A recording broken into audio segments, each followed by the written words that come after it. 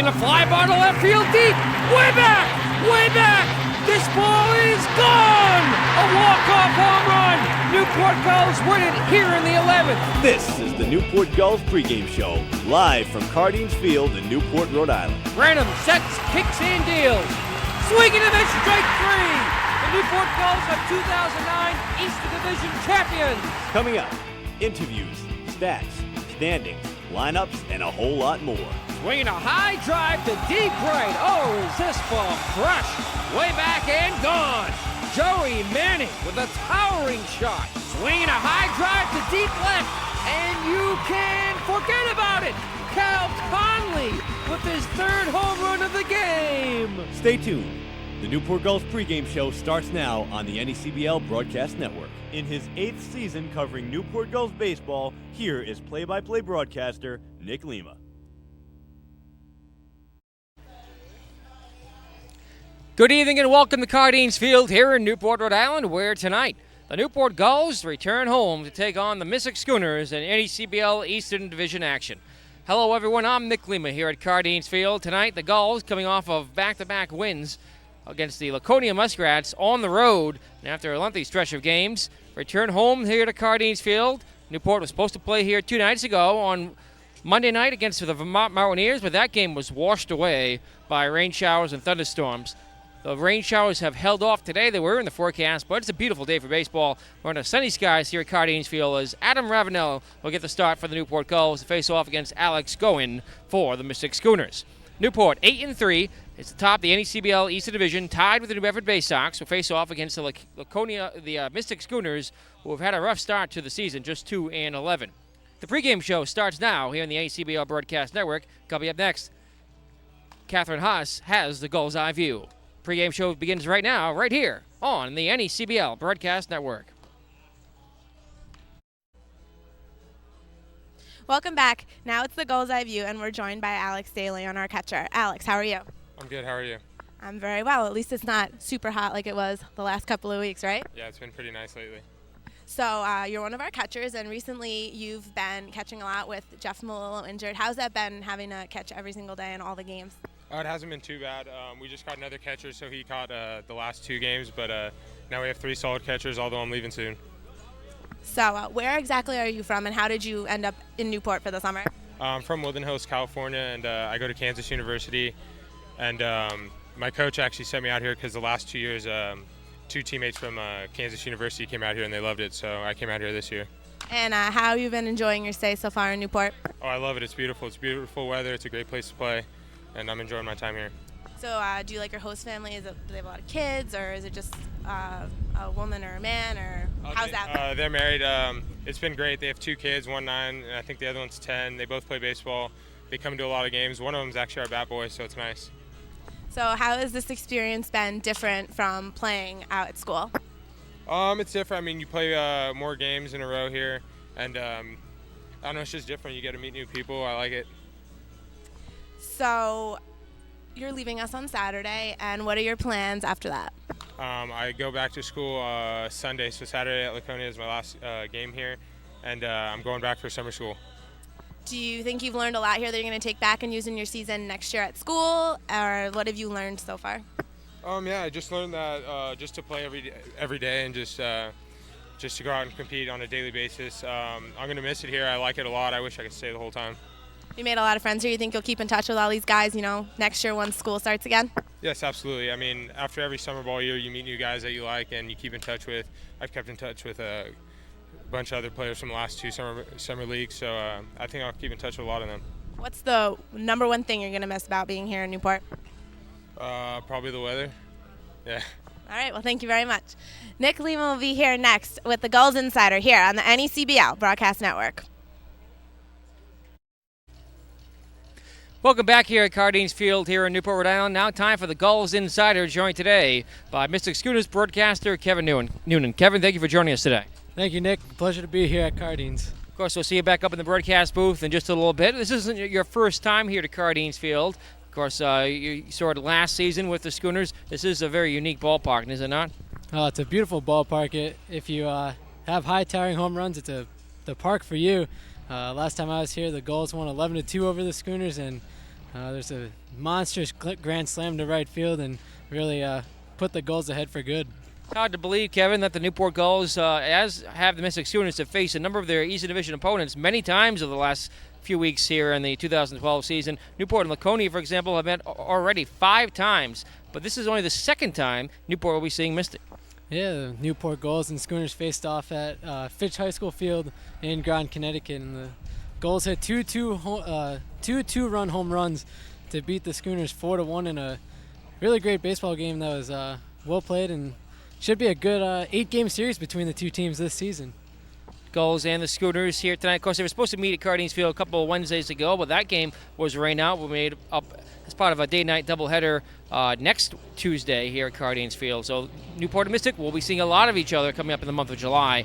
Looking forward to a lot of perhaps close matchups between these two, though. Mystic has had a rough start to the season. Yeah, Schooners started the season 2-11 compared to the Gulls 8-3. The main issue has really been pitching. The starting pitchers and relief pitchers have just been giving up too many runs. On any given night, the Schooners can put 5 or 6 runs on the board, but then the pitching staff goes and gives up 8 or 9, and it's really been the main problem causing most of the losses this season. What can you tell us about tonight's starter for Mystic and Alex Goen? Well, Alex Goen's had a very good season so far despite his 0-2 record. He went 7 innings in his last outing and gave up 6 runs on 14 hits, but he's a very good pitcher. He gets throws for strikes. He plays to contact a lot, and he features 5 pitches on the mound and throws them all very well. So if you can keep the ball low, it should be a good start for Goen. And Kevin, before we let you go, of course, we'll see you back up in the broadcast booth in a little bit as the pregame show continues. What got you involved here with the Mystic Schooners in the NECBL, and what are your future aspirations? Well, our media relations director, Bill Donovan's a good family friend of mine, and he sent me an email when the Schooners came to Mystic at the beginning of last season and asked if I was interested in joining the team.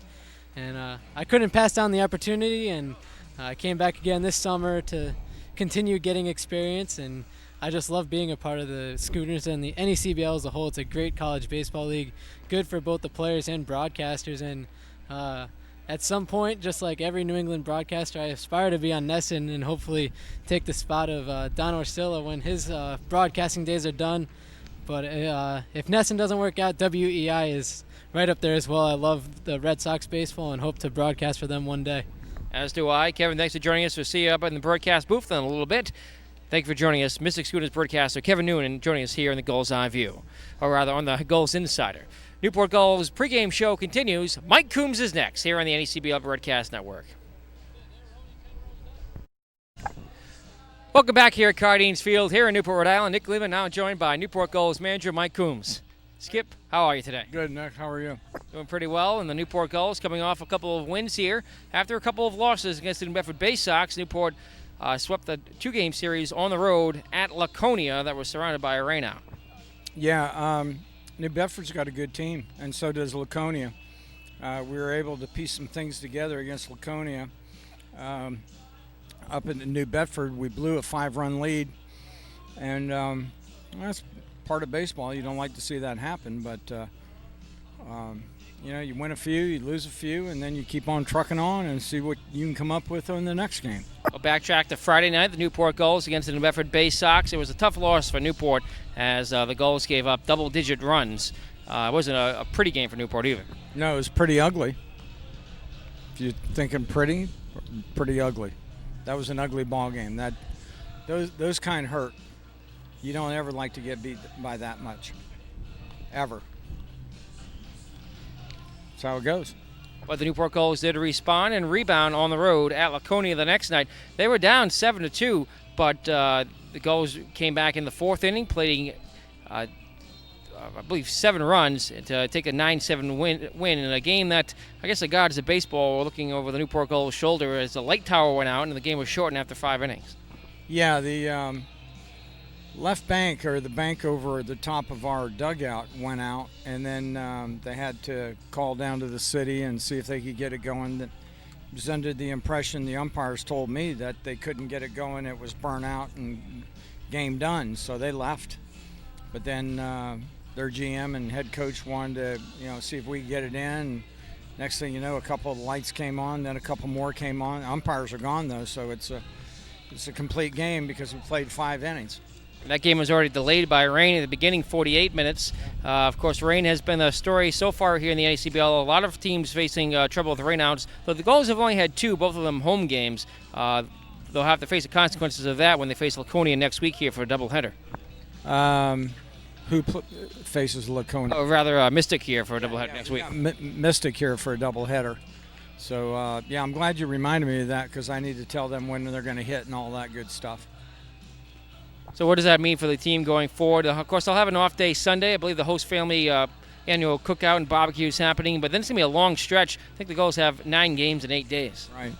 Well, that's baseball, and that's what you like to do, get out there and play every day. This game's meant to be played every day. So that's how they get better, and they play every day.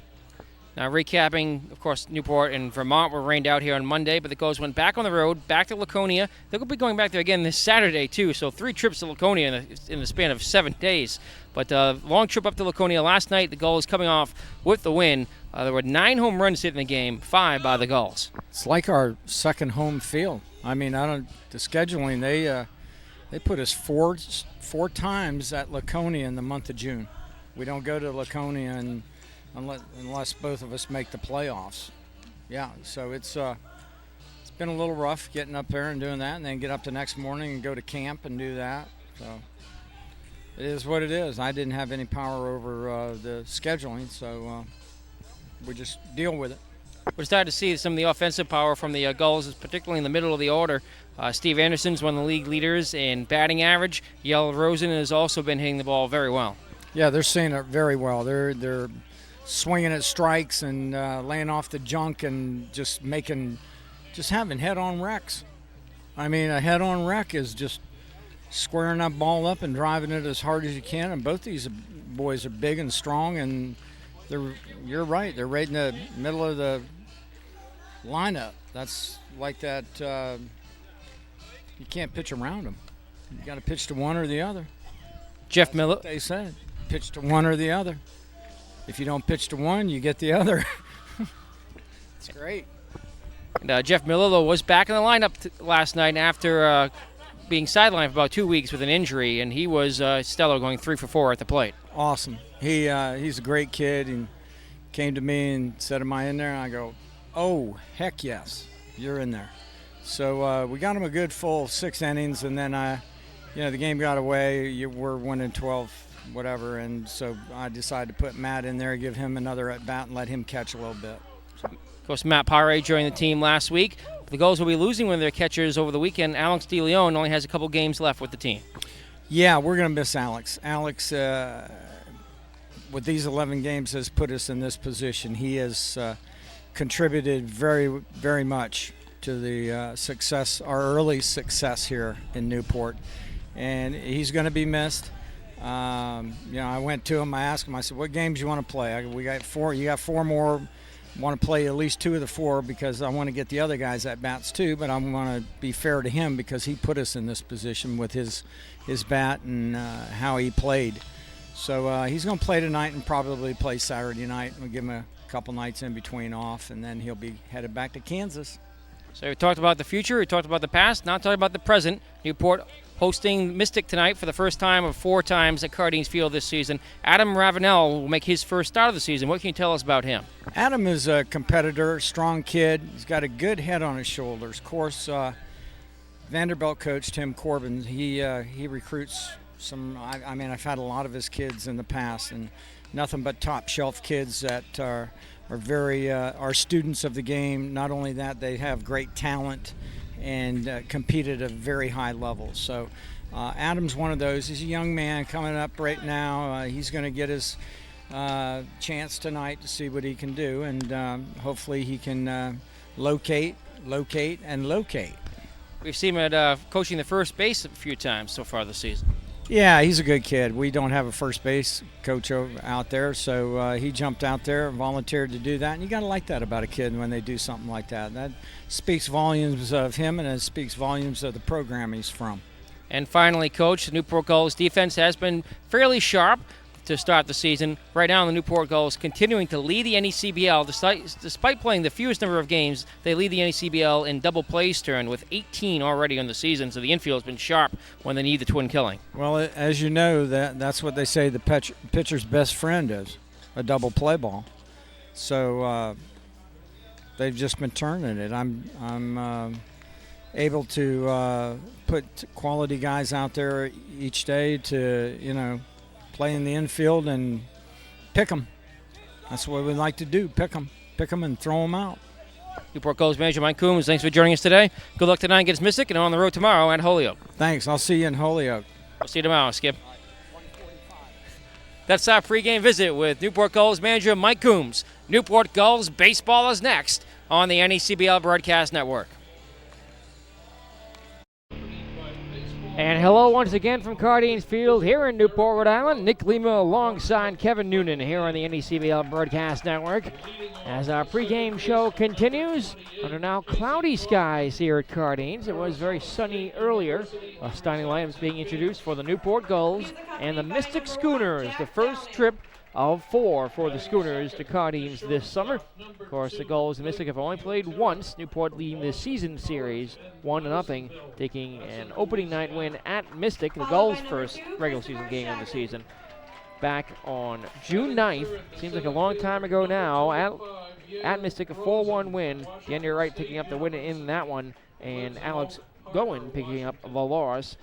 And Mitch Horacek the save for the Newport Gulls in their first matchup. They were scheduled to play again the following Wednesday, but that game was rained out here at Cardines Field. So even though Newport has played teams like Laconia in the Eastern Division 5 times already, this is only the second time they'll be facing the Mystic Schooners, so still a very unfamiliar opponent. Once again, I'm Nick Lima alongside Kevin Noonan here in the broadcast booth. And Kevin, looking forward to a good baseball game tonight. Yeah, the Clouds have moved in, as you mentioned earlier, and both these teams are picking up the pace on the offensive end. Schooners batting .256 in the last 5 games, so really turning on the Jets offensively and looking to get their 3rd win of the season tonight here at Cardines Field against the Newport Gulls. And it's Alex Gowen, the starting pitcher for Laconia. Adam Ravenel gets the start for the Newport Gulls, a freshman out of Vanderbilt, making his first start of the season, his 3rd appearance overall. Newport and Mystic will be underway. Pregame show continues next. We'll have a look at action around the NECBL last night and today, and as well as the division standings. That's right after this. Stay tuned here on the NECBL Broadcast Network.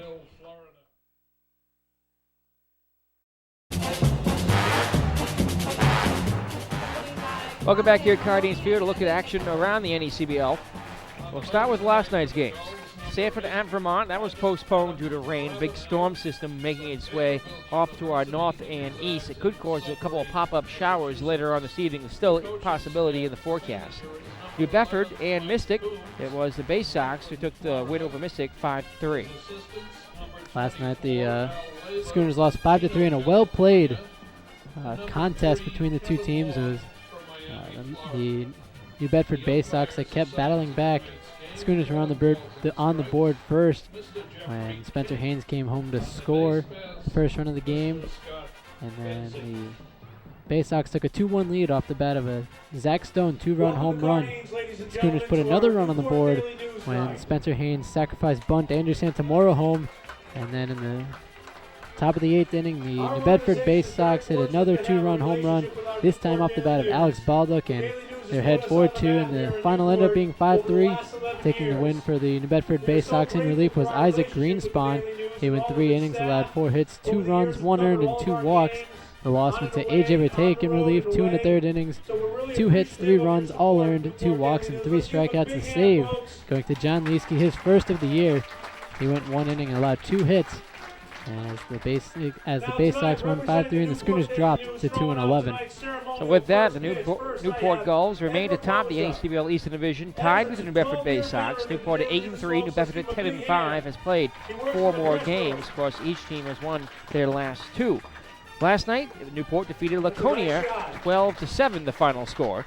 In that game, the Gulls hit 5 home runs, and Laconia hit 4. The 9 home runs combined was a ballpark record in the NECBL at Robbie Mills Field in Laconia, New Hampshire.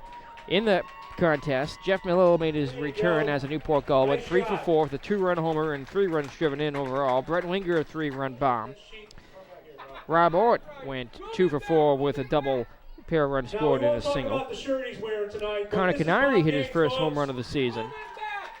And Yale Rosen went 3 for 5 with 2 home runs and 5 RBI, 3 runs scored. He had a 3-run homer and a 2-run blast. And with those home runs, he moved right on ahead to some of the Triple Crown stats here in the NECBL and is in the top 2 or 3 in both home runs, RBI, and in batting average. So Yale Rosen with an offensive explosion, leading the Newport Gulls last night in Laconia in their 12-7 victory.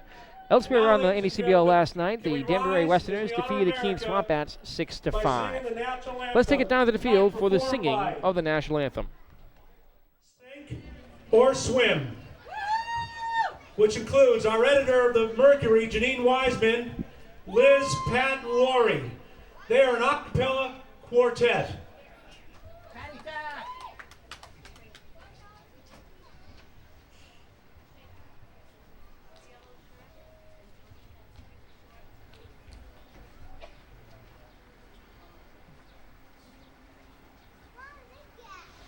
Oh, say, can you see by the dawn's early light what so proudly we hailed at the twilight's last gleaming,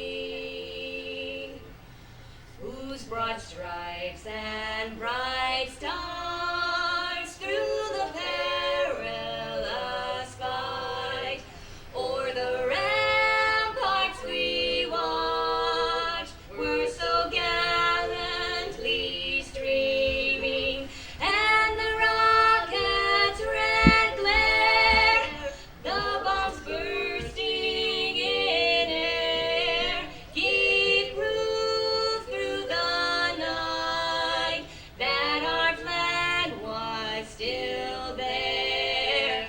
Oh, say does that star-spangled banner yet wave o'er the land of the free and the home of the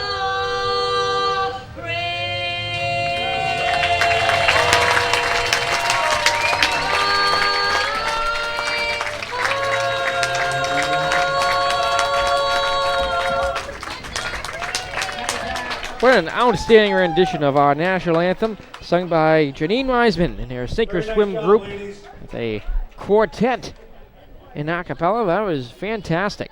Well, continuing on with our pregame show here, Newport, of course, top the Eastern Division at 8-3. New Bedford in second place at 10-5, or tied for first place rather. Laconia Muskrats in third place at 6-8.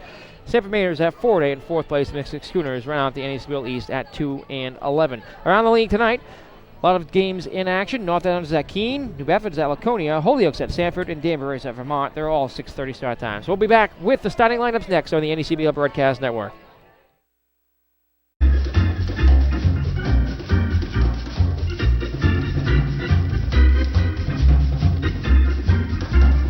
And welcome back here at Cardines Field here in Newport with the starting lineups for today's ball game. Quickly as we run through the lineups for the visiting Mystic Schooners here against Kevin Noonan.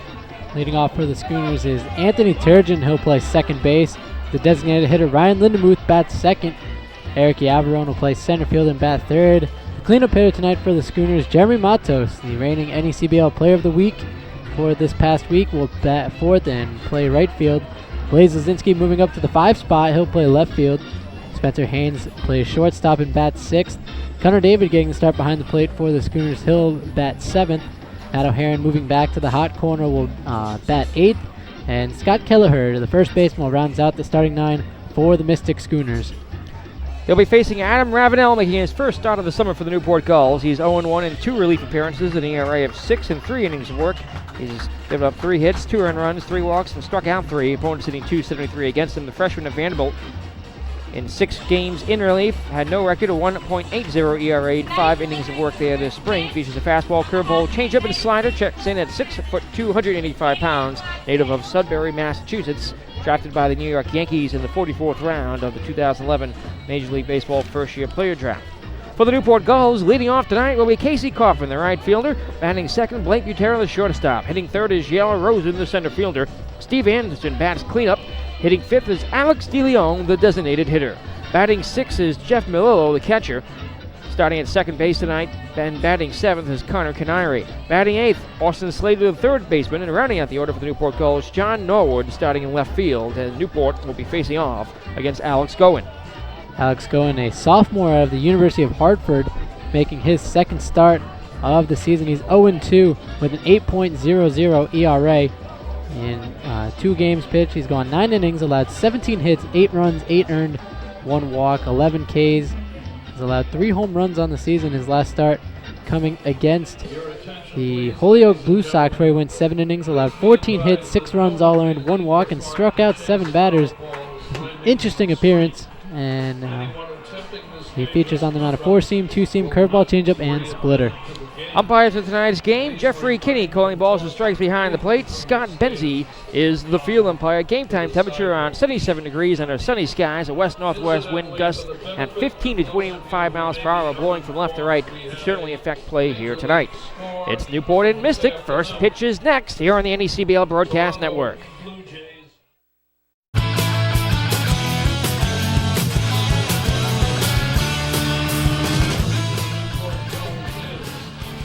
Welcome back here at Cardines Field here in Newport as we get set for baseball. The final warm-up tosses have been thrown by goal starter Adam Ravenel. We have a little bit of a standoff going on the first and third base lines. This has been a trend around the league this season, Kevin. Yeah, last night the Schooners and the Bay Sox took part in another standoff. There were 5 Schooners and 6 Bay Sox, and the Bay Sox eventually won on a front somersault. Right now, Jeremy Soul of the Schooners is standing on the third base line alone, and on the right field side we have David Hoey and Brett Graves for the Newport Gulls. Jeremy Soul of the Mystic Schooners wins the standoff. The Schooners now 1-1 in standoffs on the season.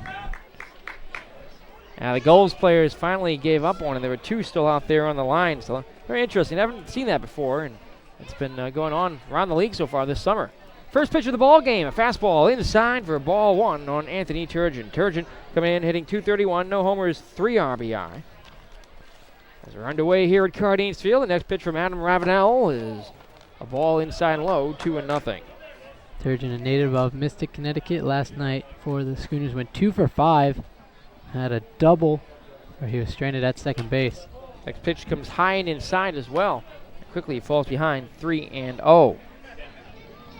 And with Ravenel struggling to find the zone in this first at-bat, Turgeon will most likely be taking all the way with this 3-0 count. The pitch. Fastball. Strike called in the inside corner, says home plate umpire Jeffrey Kinney against Scott Benzie, the field umpire. Underway right on time at 6:35, as usual here at Cardines. So shadows creep up the third base line. The 3-1 pitch comes inside as he jackknifes out of the way. It's a leadoff walk issued to Anthony Turgeon for Ryan Lindemuth. Lindemuth, the designated hitter, hitting .318, a homer, 5 RBI, has hit into 3 double plays on the season. As the Schooners, as a team, grounded into 13. Of course, Newport has only hit into 6. So Newport Gulls infield at double play depth. The first pitch to him is up and away, ball 1. They'll set the defense for you. Steve Anderson's at first for Newport. Connor Canary at second. Blake Butera the shortstop. Austin Slater over at third. Outfield left to right. John Norwood, Yale Rosen, Casey Coffin. Jeff Milillo catches. Adam Ravenel peers in on Ryan Lindemuth. And instead will fire over to first to check on Turgeon, who was 0 for 1 in the stolen bases so far this season. Yeah, Turgeon not the fastest of runners, but will take off for the occasional bag. Is 0 for 1, as Nick just mentioned. Crowd filtering in here at Cardines Field. Already over 1,000 strong as the strikes in there to Ryan Lindemuth. 1-1 the count on the DH. Laconia 1-4 on the road, 2-11 overall, is off to the slowest start in the NECBL. Well, they're 1 of their last 2, 7 games out of first place. 1-1 pitch. Swing a line drive up the middle and through for a base hit. The first two have reached here for Mystic, and they're threatening with 2 on and nobody out in the top of the first. Lindenmuth hit that one right back where it came from, right up the middle for a nice solid base hit. Lindenmuth last night was 3 for 5 for the Schooners and has now hit in his 3rd straight game of the season. So getting a little hitting streak going here to try to turn the Schooners season around. Is Eric Yavarone, number 3 hitters, hitting .300. No homers, 4 RBI, and 5 doubles. Outfield takes a few steps in. The pitch is high and away, ball 1. Almost a pitch out as Melillo came right out of the crouch to look down the first base line at Lindenmuth, who is 1 for 2 in stolen bases. 1-0 the count on Yavarone. As Ravenel looks to settle down, he sets below the belt, checks the runners, and fires. Fastball misses away. Yavarone currently riding a 5-game hitting streak for the Schooners. Last night his 1 for 5 performance broke a 4-game 2-hit streak that started way back on June 18th.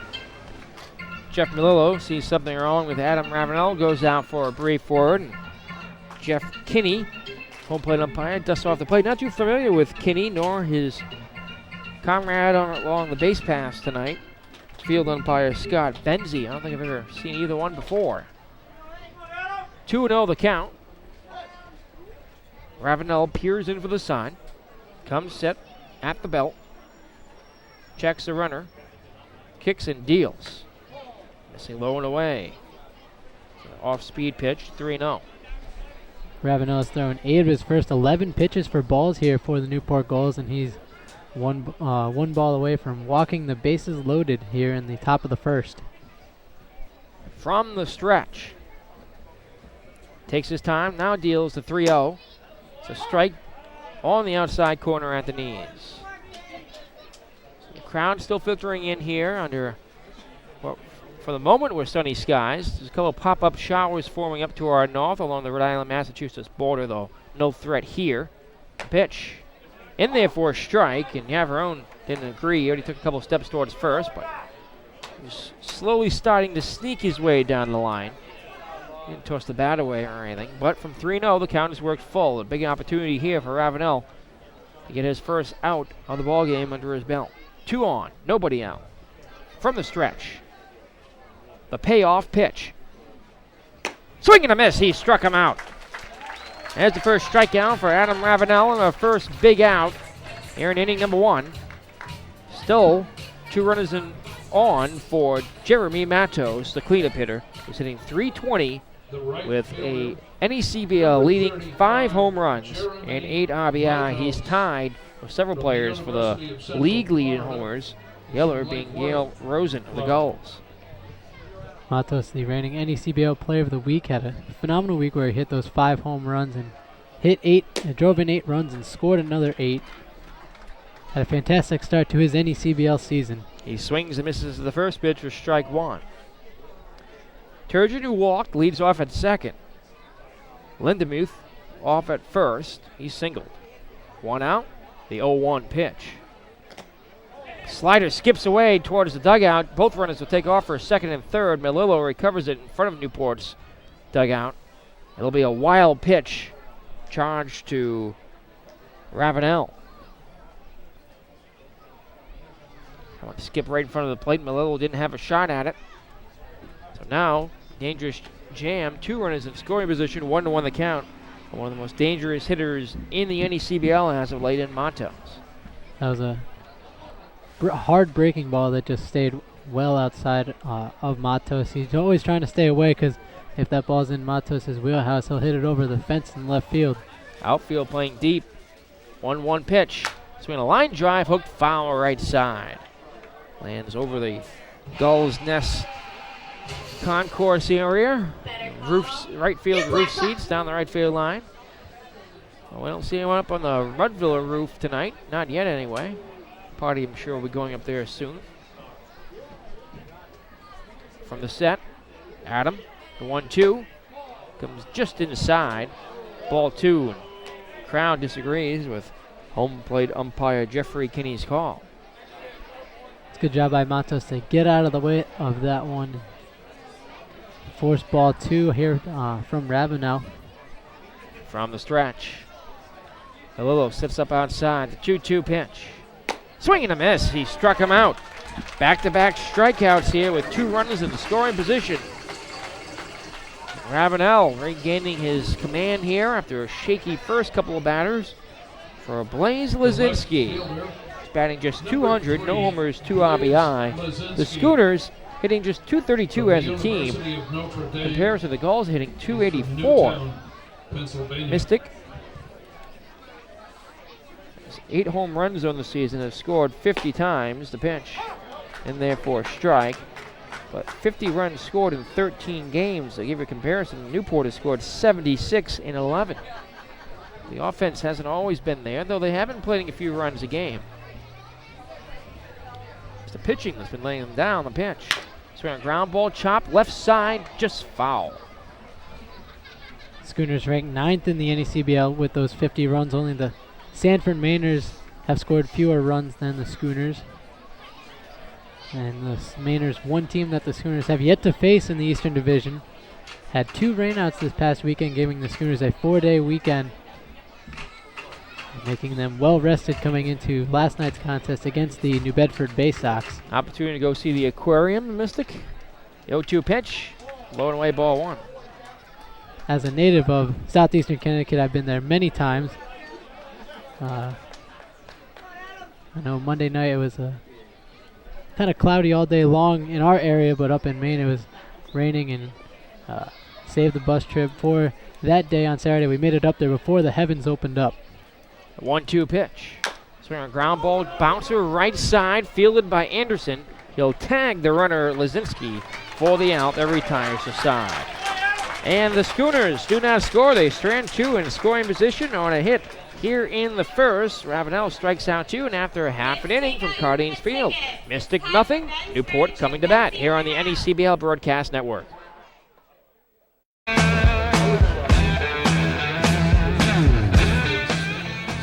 Welcome back here at Cardines Field as we go to the home half of the first inning. I want to give you a reminder that this copyrighted telecast is the exclusive property of the Newport Gulls Baseball Club and the New England Collegiate Baseball League, presented by the authority of the NECBL Broadcast Network for the entertainment of our listening and viewing audience, and may not be reproduced, re-recorded, or retransmitted in any form. And the accounts or descriptions of this game cannot be disseminated without the express written consent of the Newport Gulls and the Commissioner's Office of the NECBL. Nick Lima alongside Kevin Noonan here on the network as we go to the last of the first. No score in this one yet. Newport facing off against Alex Gowen. Of course, they have seen Gowen earlier this season. 6 of the Gulls in the starting lineup have had an opportunity to see Alex. One of them, Alex DeLeon, hit a 2-run blast off of him over at Mystic.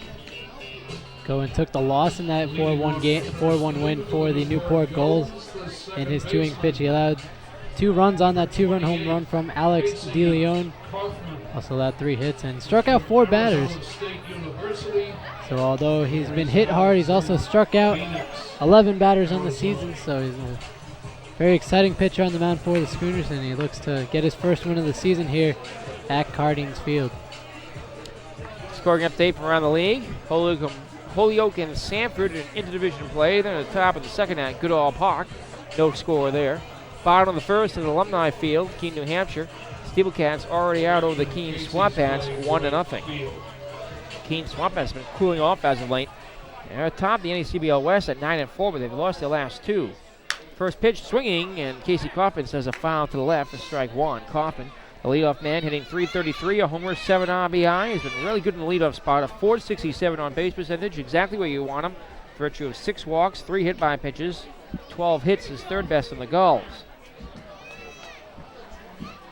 Gowen's pitch is low, ball 1. Taking a look at the Schooners defensively from left to right, Blaze Lazinski, Eric Yabarone, and Jeremy Matos. From third to first, Matt O'Haron, Spencer Haynes, Anthony Turgeon, and Scott Kelleher behind the plate. Connor David catching Alex Gowen. Takes a pitch up and away. Ball 2 on Casey Kaufman. Casey has been very good in the leadoff spot. Pinwheels the bat from the left side. The 2-1 is taken inside, ball 3. A very tight strike zone so far from Jeffrey Kinney. Kaufman last night 1 for 4 for the Gulls, scored 2 runs and worked 2 walks, and close to working another one here tonight. Pitch is swung on and popped up down the left field line and out of play. Nearly every game that he is the leadoff batter, he gets on base multiple times. Better call. As you mentioned, at Laconia last night, had a single, a pair of walks, was on base 3 out of 6 trips to the plate. At Laconia on Saturday, he was on base 3 out of 4 trips in a 5-inning light tower delay shortened game. The pitch is swung on and hit in the air to right center field deep. Going back is Jefferson, and he's under it to make the catch right in front of the wall. Well, that was hit deep off the bat of Casey Kaufman, but Jefferson tracked it down out there in the shadows towards the triangle for out number 1. Kaufman hit that to the deepest part of Cardines Field. Center field with the triangle going out to the deeper part of center field. And Yavron got under it to make the catch for the first out of the inning for the Schooners. Here's Blake Butera hitting .250.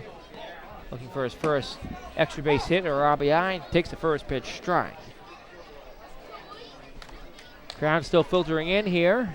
And we do have many fans on hand. Probably approaching 2,000 already. The 0-1 pitch. Curve on the outside corner for a strike. It is Newport Daily News Little League night. So members of the Newport Daily News staff are on the field throughout the first pitch. It's also 50-cent hot dog night presented by All American Meats and Seafood. The pitch, swinging a line drive in the left field. It's going to drop for a base hit right in front of Lozinski. Bloop single for Blake Butera, who lifts that one over the infielders' heads. And Newport has their first base runner for Yale Rosen, who had a heck of a game last night at Laconia. He went 3 for 5 with a 3-run homer, a 2-run homer, a single, 3-run scored, and a walk. And is now hitting .385 to lead the Gulls in all 4 major offensive categories. He's leading in doubles with 5, homers with 5, RBI with 14. First pitch, a ground ball bouncer right side, bobbled, booted by the second baseman Turgeon. Rounding second is Butera. He's going to head into third, slide in safely. And on that first is Yale Rosen. It's going to be an error charged to Turgeon. Looked like he let his mind get ahead of himself there, thinking perhaps double play ball, but instead, Newport has runners at the corners with 1 out. That was a routine double play ball that just got through the wickets of Anthony Turgeon. His first error of the season, only the 7th for the Schooners as a team. Coming into today's game, they are the best defensive team in the NECBL with a .987 fielding percentage, only committing 6 errors, and that being the 7th. Those numbers high and away the best in the league. Steve Anderson hitting .368, second best in the Gulls. Also bats from the left side. The pitch is outside ball 1. This is a very lefty-heavy lineup, and that's been the Newport's advantage offensively much of the season. He has 2 home runs, 8 RBI, and a pair of doubles. Anderson, very good leadoff hitter for Newport. A lot of power. He's an opposing figure in the batter's box. A whirl fire back to first by Goen. Diving in safely is Yale Rosen. Rosen 1 for 1 in stolen base attempts this season. And Alex Goen already with 2 men on base. Opponents hitting .364 against the right-hander. Another check with the runner at first, and he dives in safely. Going out of University of Hartford for the Hawks this spring, 0-5 and 9 starts, 10 appearances overall, an ERA of 5.92, 20 walks and 22 strikeouts. Allowed 13 doubles, 4 triples, 3 homers in 48 2/3 innings of work. The pitch is swung on and hit in the air to right field deep, or hit on the ground to the right side, I should say. And scoring is Blake Butera on what will be an RBI. Let's see, I guess ground out here for Steve Anderson. I lost the track of the ball from where we sit here at Cardines Field. A lot of posts and various other structures obstruct our view. And initially thought the ball was hitting the air. It was actually hitting the ground. Yeah, Steve Anderson grounded that one right to Scott Keller. He made a great defensive play. Caught it right around the chest level on the grounder and stepped on first and tried to throw down to second and get Yale Rosen with the tag, but the throw just a little bit late as Yale Rosen slides in safely to second base, coming home to score the run, Blake Butera, and the Gulls take a 1-0 lead. is Alex DeLeon, the DH. The pitch is inside for ball 1. So Anderson picks up an RBI on the ground out. Now has 9 on the season. I'll move him to a tie for second with Brett Winger and Rob Ort, who are both idle tonight. The 1-0 pitch. Fastball in there for a strike. On Alex DeLeon batting .343 with 2 home runs, 5 RBI, 5 doubles, a .477 on base percentage, leads the team. 7 walks, slugging .657, 23 total bases, second best on the team. The pitch. Check swing, breaking ball. They appealed down to the base umpire, Benzie, says he did not offer. It's ball 2. So we did learn last week that DeLeon will not be with us in July. He has to go back and take some summer classes, but his bat will be missed. He'll still be with the team for the remainder of the week through the Newport Gulls game on Saturday. As they head home on Sunday, the 2-1 pitch. Fastball is lowered inside, ball 3, and DeLeon, a dangerous batter to fall behind. Getting a lot of extra base power, 7 extra base hits already in the season. The Gulls will really miss his on-base percentage. The .477 mark, the 4th highest in the NECBL. So an on-base machine will surely be missed.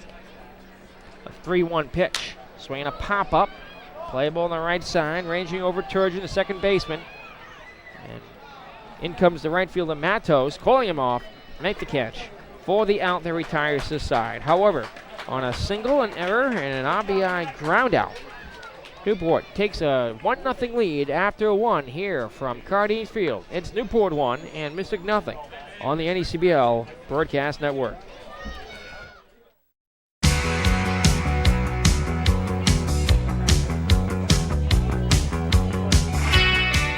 Welcome back here at Cardines Field here in Newport, Rhode Island. Gulls lead the Schooners 1-0.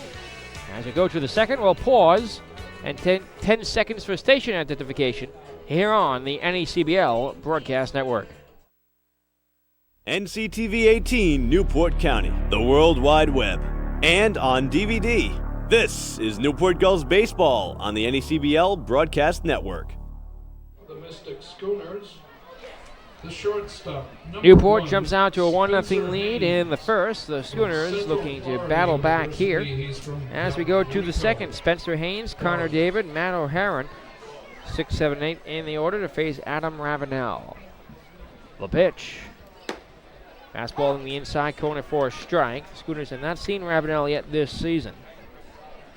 Schooners stranded 2 runners in the top half of the first inning with Turgeon and Lindenmuth on second and third. 0-1 pitch, ground ball right side, and under the backhanded glove of first baseman Anderson. It's going to be an infield hit for Spencer Haynes. It's a sharp roller. Anderson just barely got to the ball in time, but was unable to stop it from getting by him. As Connor David steps up to the plate. 25, Connor David hitting just .091 and has grounded into a team high 4 double plays. Of course, Newport has turned the most double plays of any team in the NECBL despite playing the fewest games by far, and they have led that category all season long. Infield double play depth. The pitches on the outside corner are called strike. Newport has turned 18 double plays through their first 11 games. And Connor David has been susceptible to grounding into double plays. He's grounded into 3 on the season already, and he's only played in 10 games for the Schooners. Checking the runner at first, and David waits the 0-2 pitch, low and away, ball 1. Lights coming on here at Cardines Field, and a warm up under mostly cloudy skies, so still warm, a little humid. Temperatures in the mid-70s, 77 at first pitch. The 1-2 on the outside corner for a called strike. It was actually the 1-1. Now it's 1-2 on David. Newport's defense ranked 3rd best in the NECBL. 13 errors, that's the 3rd fewest. Fielding percentage is .969, that's the 3rd best. Tied, in fact, for 3rd. From the set, Ravenel with the 1-2 pitch coming to the plate. Foul to the left side, a defensive swing from David, who cuts across the plate just to get a piece of it. Just a protecting swing from Connor David, just keeping the staying in the zone, trying to stay alive here with the 1-2 count, and Schooners look to put another run on the board in retaliation of the RBI ground out the Newport Gulls had in the bottom of the first. From the stretch. The 1-2 pitch, the runner goes. Swinging a foul tip around the plate area. No, he missed it as he swung through the pitch. It bounced in front of the catcher, Melillo. Stolen base for Spencer Haynes, but a strikeout for Adam Ravenel.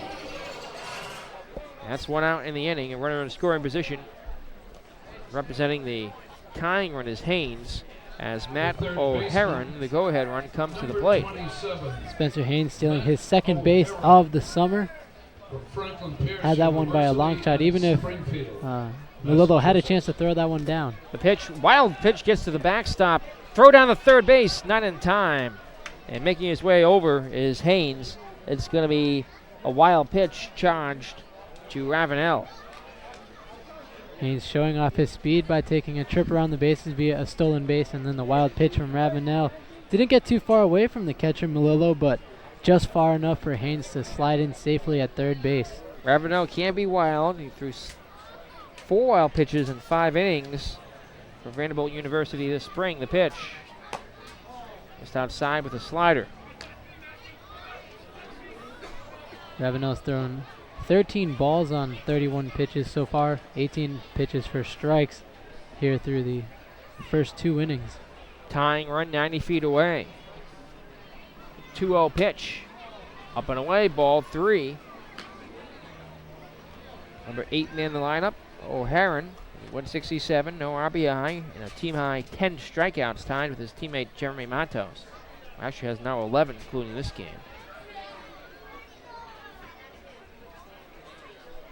Ravenel shrugs his shoulders, now looks in. And fires. Strike called on the inside corner. O'Heron disagreed. The hitters count 3-1. O'Heron is the third Schooner to work a 3-ball count. Anthony Turgeon and Eric Yabber on the other 2 in the top of the first. The pitch inside, ball 4. Second walk issued by Adam Ravenel. Here's Scott Kelleher, who's hitting 200. No homers, no RBI, 1 double. Schooners wearing the old Bristol Collegiate Baseball Club uniforms at home and on the road. Black with white, large numbers across the back. Very old-fashioned style. Big old B on the front for Bristol, despite, of course, they're in Mystic. The pitch to Kelleher is low ball 1, but we're told that somebody liked these uniforms better. A lot of times the Schooners have elected to wear the BP tops this season with the Mystic Schooner logo with the sailboat sailing into the baseball. 1-0 inside, ball 2. Kelleher's playing in his first game in a week. He last played on June 20th against the New Bedford Bay Sox, where he went 1 for 4 with his 4th hit of the season. Those were the reason he hasn't played in so long is because the Schooners had 4 days off this weekend, accounting for the 4 days, and the other 3 were just off days to give other players some playing time in the field. So getting his first at bat in a week in game situations. Newport Gulls pitching coach Kevin Long out to the mound to have a word here with Ravenel. Let's see if they get anyone busy down the bullpen, as Ravenel hasn't looked too sharp with his command so far. He has struck out 3, but has walked 2, allowed 2 hits here through the first 2 innings, and is in danger here of giving up the go-ahead run on Moore. Tying run 90 feet away, go-ahead run at first. He's behind 2-0 the count to Scott Kelleher at the plate, 1 out, Aaron the second. He looks very uncomfortable on the mound. I think that's what Long went out there to talk to him about. Still early yet in this one, the pitch. Swing and a miss, strike 1, throw down to first base. And they have him caught a rundown, throw to Anderson, who'll throw it back over to third. Here's a throw home. DeLeon goes back to the third baseman, Slater. They have both runners at third base, and they'll tag the runner at third. He's safe. They may have the other runner caught in a rundown. Right back and forth they go. The shortstop tags out the runner, and coming home as the other runner. Now all the players are arguing with the home plate umpire. Mike Coombs running out of the dugout. That was one of the wilder rundowns you'll ever see. Coombs will get his players away from Scott Benzie, the field umpire. I think the entire infield is there right now. And the home plate umpire coming over to perhaps clear things up. Coombs wants a word between the umpires. They're going to walk away from the whole Gulls infield discussing what just happened in that crazy play. Props to you on being able to call that very well, Nick. That was one of the strangest baseball plays I've ever seen, a double pickle. And for the moment, the game is tied. Let's see. Well, we'll wait for the...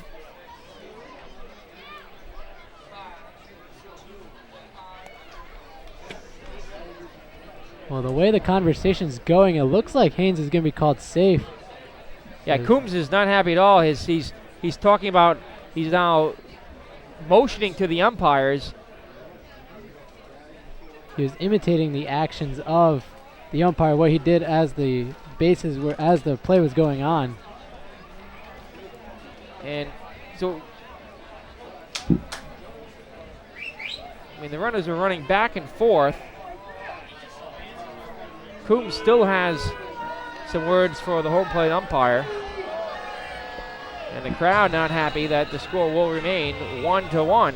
We do have the official score replay. 2-3 to 5-2 to 5-6 to 2-6 on the double rundown. And Scott Kelleher is still at the plate. The 2-0 pitch in there for a strike. So there are 2 outs now. And was it O'Haron that scored or Haynes? Haynes scored. It was Haynes that scored. And O'Haron's picked off. 2-3-5-2. The pitch, a ground ball bouncer right side. Fielded by the second baseman Canary. Throws the first in time for the out that retires the side. But not before a 2-3 to 5-2 to 5-6 to 2-6. Double rundown yields the tying run. And after an inning and a half from Cardines Field, it's a new ball game. We're now at 1 here on the NECBL Broadcast Network.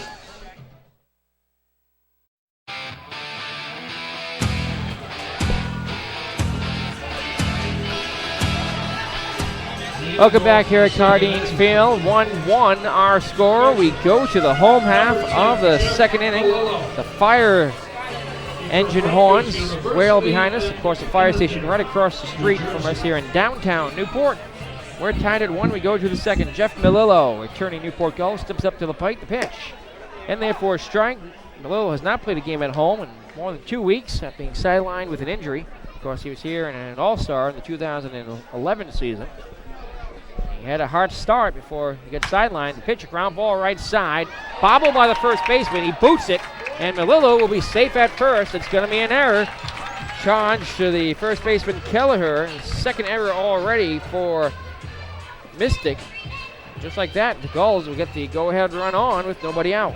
And we were just talking before the game how great the Schooners' defense has been all season long. And manager Phil Orby before the game said this was the Schooners' best defensive lineup out there on the field, and they've committed 2 errors already, misplaying ground balls, and that one just got behind the glove of Kelleher. Here's Connor Canary hitting .233, a homer, 3 RBI. The pitch skips in there, ball 1. Newport leads the season series 1-0. That was an interesting play in the top half of this inning.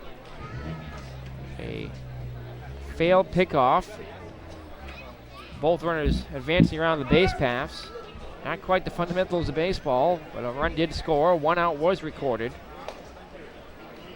Well, it wasn't the one you would think. 1-0 pitch, swinging a line drive, base hit in the left field. Over the leaping glove of O'Haron. Well, his glove didn't leap, but he did. Couldn't get a stab at it. It's a seeing eye signal for Connor Canary.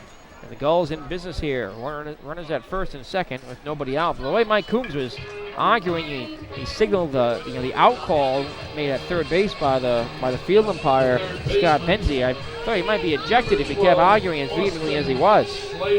I think he was saying, I'm not sure which player he was saying was tagged out, but he was saying that someone was called out at third base, and whether or not it was Haynes or O'Haron kept running back to second base.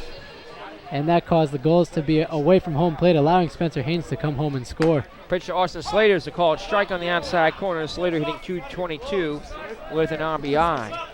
These are not your lottery numbers. This is the rundown number. I'll tell you in a second as Goen looks in on Slater. From the stretch, the 0-1 pitch. Breaking ball on the outside corner. 2-3 to 5-2 to 5-6 to 2-6.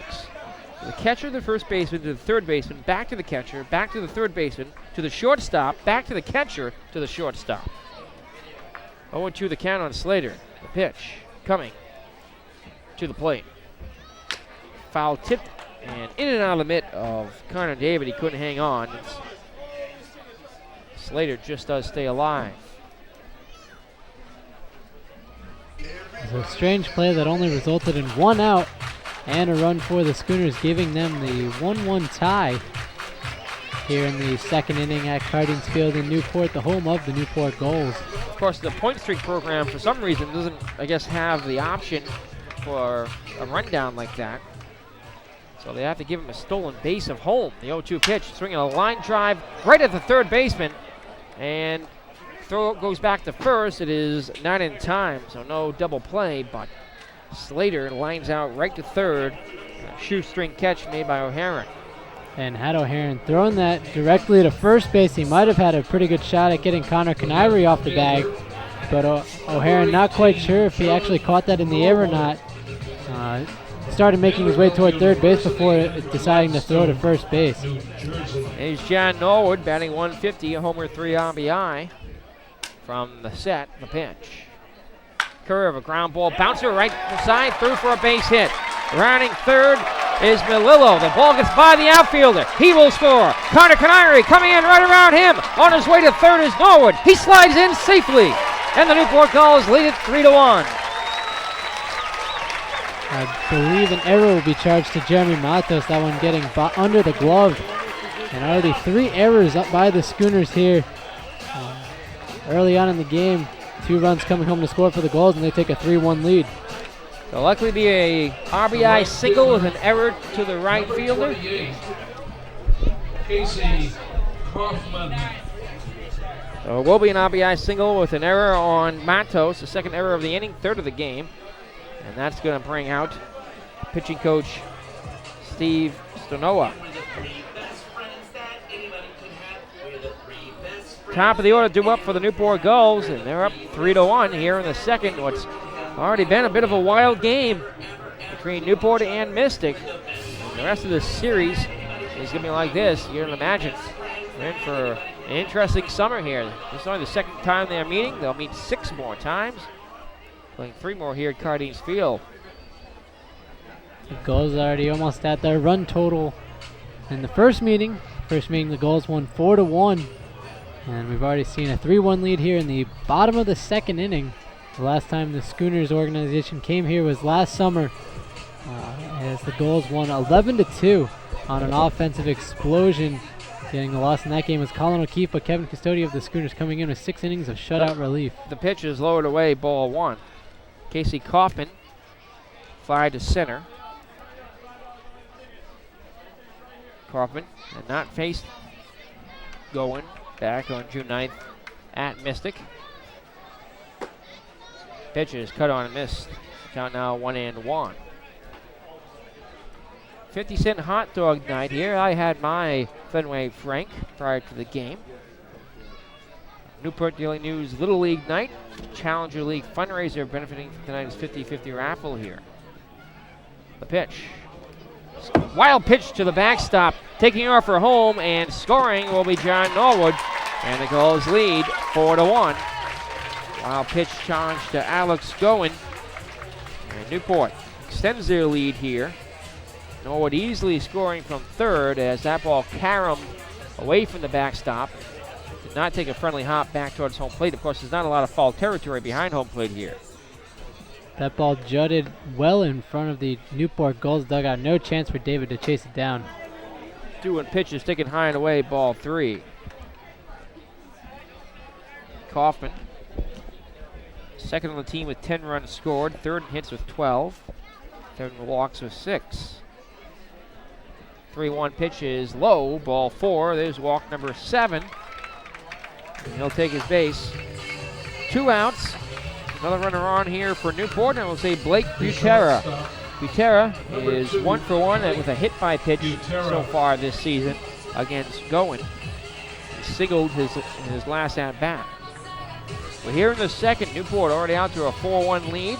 Nick Lehman alongside Kevin Noonan here on the NECBL Broadcast Network. Spencer Haynes coming out on the mound to talk with Goen and try to settle him down. He walked his first batter of the game in. Casey Kaufman has allowed 3 hits and 4 runs to score, but 3 errors by the Schooners defensively have been huge for the Newport Gulls, as the errors have been very costly so far, as they typically are. Blake Butera takes the first pitch strike. Received word that a former Newport Gull here in the ballpark, remember the 2009 team, Dylan Stone. Those Gulls won the championship. Stone was here in 2009, their 4th NECBL crown. Stone, a long-time Aquatic Island resident. He and his brother Dan both played for Portsmouth High School. 0-1 pitch, ground ball bouncer on the right side. Second baseman looks over at the second base bag, now throws the first to retire Butera.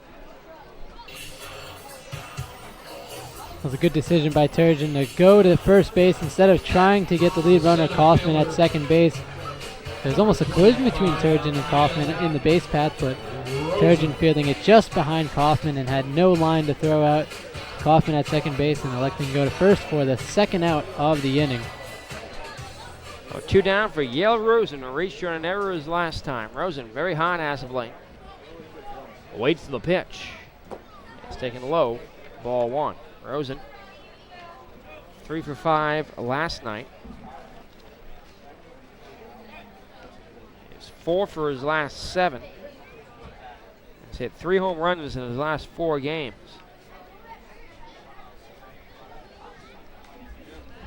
1-0 the count from the stretch. Goen checks the runner and deals. Fastball in the inside corner. 1-1. Rosen 0 for 2 with a strikeout this summer against Goen.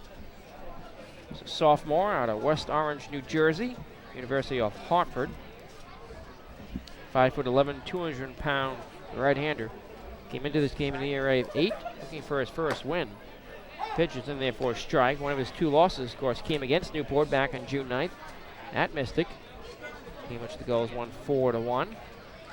Pitched in relief, a pair of innings in that game. 3 hits, 2 earned runs, did strike out 4. 1-2 the count. The pitch, swinging off foul to the screen. Taking off from second on the play is Casey Kaufman. He'll retreat back to the bag. Last summer, Alex Goen played for the Riverhead Tomcats of the Atlantic Collegiate Baseball League. In 9 appearances, he made 1 start, was 1-0 with a 1.23 ERA. In 14 2/3, he allowed 4 hits, 9 hits, 4 runs, 2 of them earned. The pitch is foul tipped to the backstop. Also had 15 strikeouts to 10 walks. Used to be a 2-way player for Hartford and for the Riverhead Tomcats, but his sophomore year at Hartford moved primarily to the starting rotation. Ball and 2 strikes to count. 3 runs in for Newport, looking for more. The pitch, swing and a miss. He struck him out. That's the other retires to side. But Newport scores 3 times here in the second, and after 2 full from Cardines Field. Gulls 4, Schooners 1 on the NECBL Broadcast Network.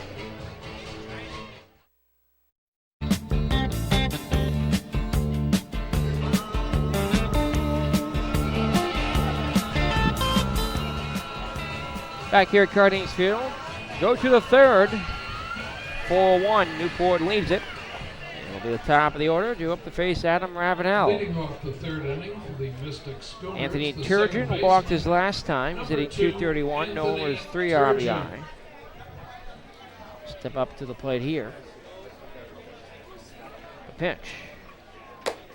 Fastball on the inside corner for a strike. Again, 4-pitch offering from Adam Ravenel. He's got a fast curve changeup and a slider. 44th round draft pick by the New York Yankees. Out of high school 2011. The pitch is cut on and missed, strike 2. Spent some time as the Gulls' first base coach. As reports other remainder of Gulls' actual coaching staff is typically busy with other duties in the game. The 0-2 pitch, a ground ball right side. Awkward hop for Anderson. He'll take it himself to the back. Retired Turgeon, 3 unassisted. And Ravenel has been a leader for the Newport Gulls in the dugout. Mike Coombs talked about him on the pregame show. He's a hard worker. He's a fierce competitor. Expecting some big things from him this summer. Ravenel just finishing his freshman year at Vanderbilt. Number 6. A very storied baseball Ryan program in Lindemuth. the college baseball world. Gulls have had a lot of players from Vanderbilt over the years. The pitch, taking it inside for ball 1. It's very impressive that he's stepping up, taking a leadership role only as a freshman. Next pitch is cut on and missed. Count 1-1. Of course, at Vanderbilt, they don't just teach you how to play baseball. They teach you about baseball. Not just the fundamentals of the game, but the theory of it. A 1-1. So we're going to pop up.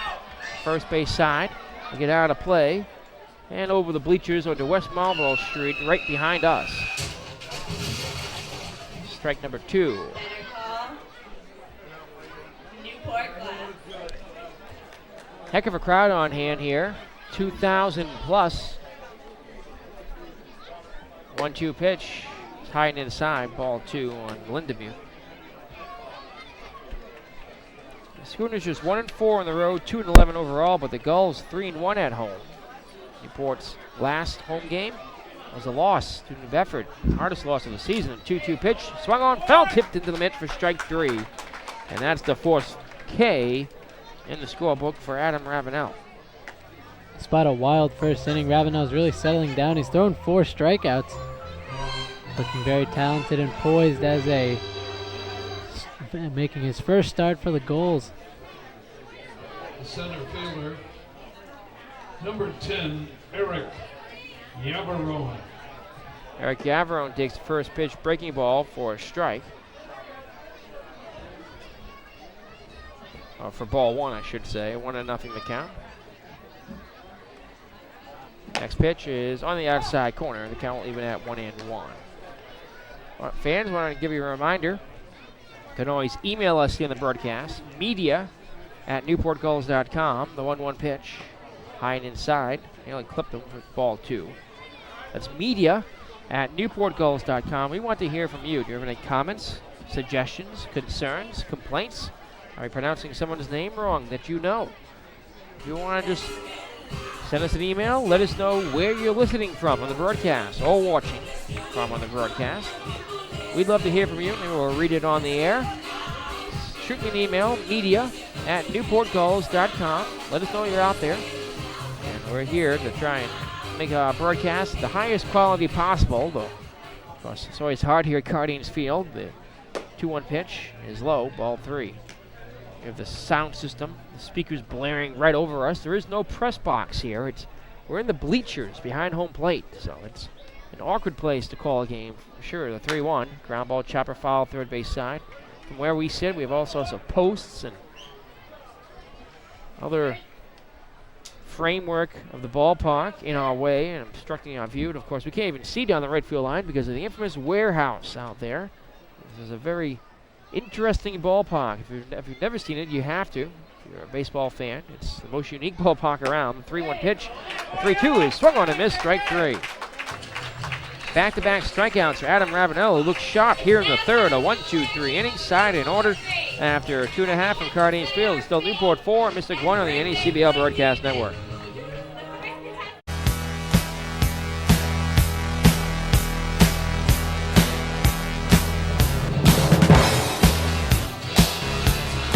Welcome back here at Cardines Field. We go to the home half of the third inning. Number 30, Steve Anderson, Alex DeLeon, and Jeff Miller, the middle of the order, due up to face Alex Goen.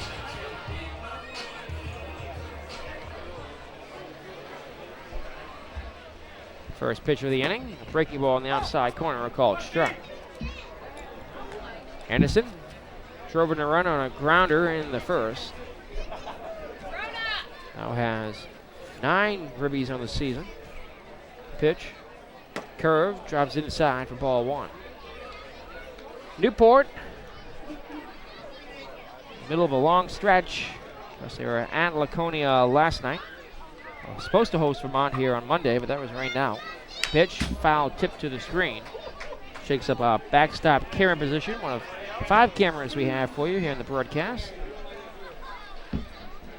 Count 1 and 2. We'll go back on the road again tomorrow at Holyoke, and it'll be the first Western Division game they'll play. So interdivision play starts tomorrow for Newport. The pitch. Swing and a drive, center field. Yavarone started back, now coming in, still coming in to make the catch. That's out number 1. Holyoke and Newport at 6:30 start time in Massachusetts tomorrow. And the Gulls are back home on Friday night to host the Sanford Mainers. Newport playing Sanford for the 3rd time this season. And they'll travel back to Laconia for the 3rd time in 7 days for a 6:30 game with the Muskrats on Saturday. It'll be their 4th trip to Laconia in the month of June and their 6th time playing the Muskrats. Pitch to DeLeon is low for ball 1. Alex 0 for 1 in the ball game is 1 for 2. Lifetime against Goen with the 2-run homer. The quirkiness of this NECBL schedule is incredible. The Schooners have already played 4 of their 10 games against Western Division opponents. Gulls have played none. The 1-0 pitch inside ball 2. The reason for that being, of course, the league office had to scramble with a couple of teams jumping ship to the Futures Collegiate Baseball League. The North Shore Navigators, one of the charter franchises in the league, as well as the Old Orchard Beach Raging Tide, both left for that new startup league. 12 down to 10. The 2-0 pitch is swung on and popped up right side and out of play. Well, I'm sure the NECBL looking to expand again in the future. They had 13 teams at the high point in the early 2000s for a couple of seasons before the River Point Royals folded following the 2004 season. The only other Rhode Island team, the last remaining Rhode Island team other than the Newport Gulls. 2-1 pitch. In there for a strike. Anderson, or DeLeon rather, looks back at Kinney as the ball popped out of the mitt of Connor David. 2-2. With North Shore leaving, the NECBL leaves the Mystic Schooners franchise as the only remaining charter member, starting way back in 1994 as the Eastern Tides. Tides won the first NECBL championship game against the Waterbury Barons, I believe. 2-2 pitch.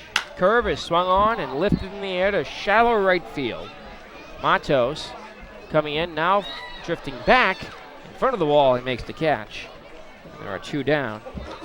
Mystic Schooners beginning their play as the Tides. Eventually became the Thread City Tides. And Dan Duquette purchased the team. Moved them out towards western Massachusetts. They became the Berkshire Dukes, played the games at the Dan Duquette Sports Academy, and then moved into a real classic ballpark at Wacona Park in Pittsfield, Massachusetts, one of the oldest ballparks in the country, dating back to the 1890s. The pitch on the inside corner, strike, and it's a park where you frequently have sun delays because of the orientation of the field. Sun setting in dead center field. I experienced a few there. That press box up top of the roof at Wacona Park, it would get to be about 110. It's like playing a game in Texas. The 0-1, swinging a line drive, base hit in the left field. Could be extra bases for Jeff Melillo. He'll round first and head into second. And he'll be in there standing with a 2-out double. And the hits keep coming from Melillo, who had an injury, sidelined for a couple weeks, had a hard start to the season.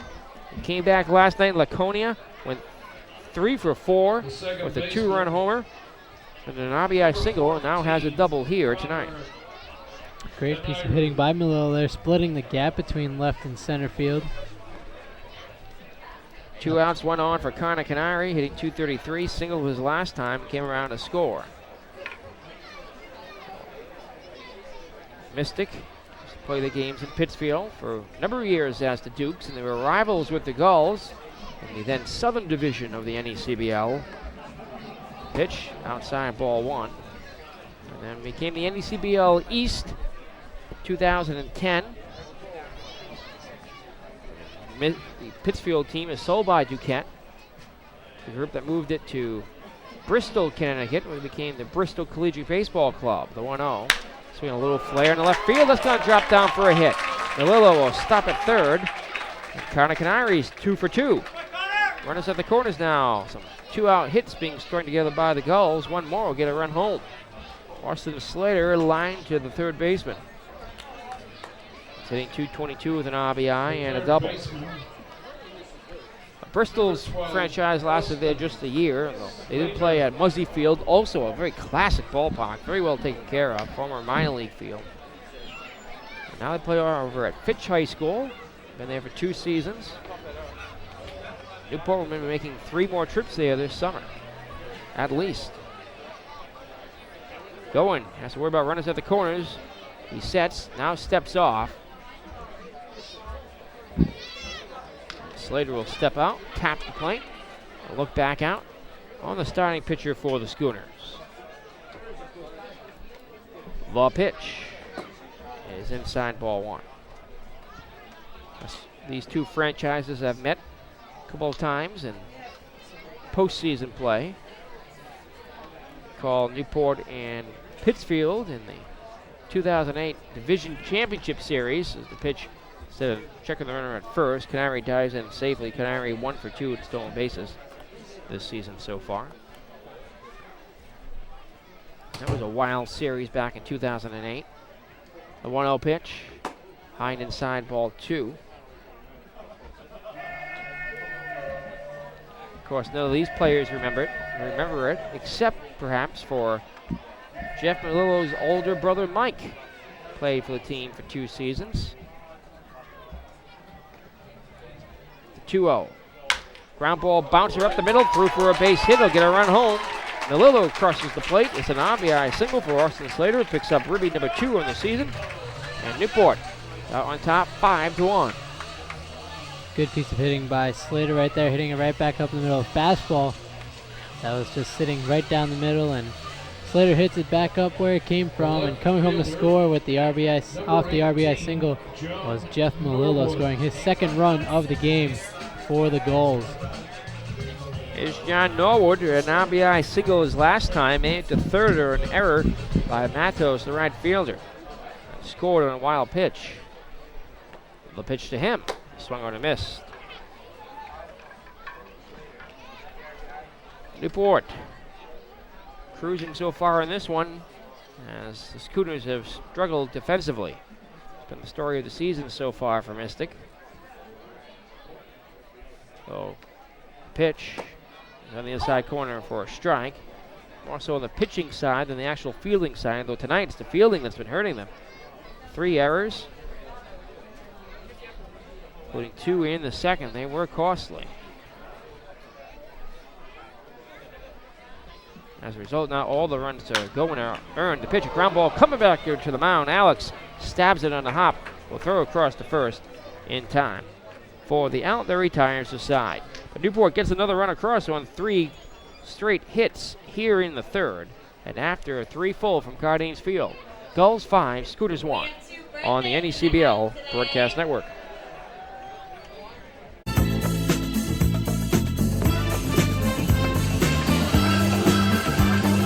Welcome back here at Cardines Field here in Newport. We go to the 4th inning. 5-1 Newport Gulls lead the Mystic Schooners. And here to take you with the play-by-play story for innings 4, 5, and 6. The voice of the Schooners, Kevin Noonan. Thanks, Nick. So far in the game, the Schooners have 1 run on 2 hits with 3 errors and 2 men left on base. The Newport Gulls, 5 runs on 6 hits, no errors, and 4 men left on base through the first 3 innings. Jeremy Matos leads off the 4th inning for the Schooners. He checks swings and goes around for strike 1. He'll be followed by Blaze Lazinski and Spencer Haynes for the first 3 batters here in the 4th. Gulls looking strong here early on. Another check swing, and this one called low and outside for ball 1 on the breaking ball from the starter for the Gulls, Adam Ravenel. So far he's gone 3 innings, allowed 2 hits, 1 run, 2 walks, and struck out 5 Schooners. Matos swings through a hard fastball for strike 2. Matos is one of those strikeout victims. He struck out swinging on a 2-2 count in the top of the first inning. Ravenel working from the windup, swinging a liner slashed down the right field line and out of play. Staying alive is Matos, 1-2. Newport Glass. The outfielders for the Gulls playing back to prevent any doubles from Matos. The 1-2 pitch, swung on a miss at a breaking ball. A wild swing from Matos, and he goes down swinging for the second time today. The 6th strikeout for Newport Gulls starter Adam Ravenel. And that brings up the the left fielder for the Schooners, Blaze Lazinski, who's 0 for 1 on the game, batting .200 on the season. Went 2 for 4 last night for the Schooners against the New Bedford Bay Sox. First pitch from Ravenel, a fastball lifted up and over the screen to the left onto the America's Cup Boulevard for strike 1. Better call. Clouds are overhead at Cardines Field in Newport. Lazinski takes the 0-1 fastball low and inside for ball 1, evening up the count at 1-1. Lazinski had a ground out to end the top of the first inning to the first baseman, Steve Anderson. The 1-1 pitch swung on and missed through a low and inside fastball. 1-2 to Lazinski. Schooners coming off a 5-3 loss to the New Bedford Bay Sox. Gulls coming off a victory over the Laconia Muskrats 12-7. Lazinski takes this one for ball 2. He swung and foul tipped that one 1-2.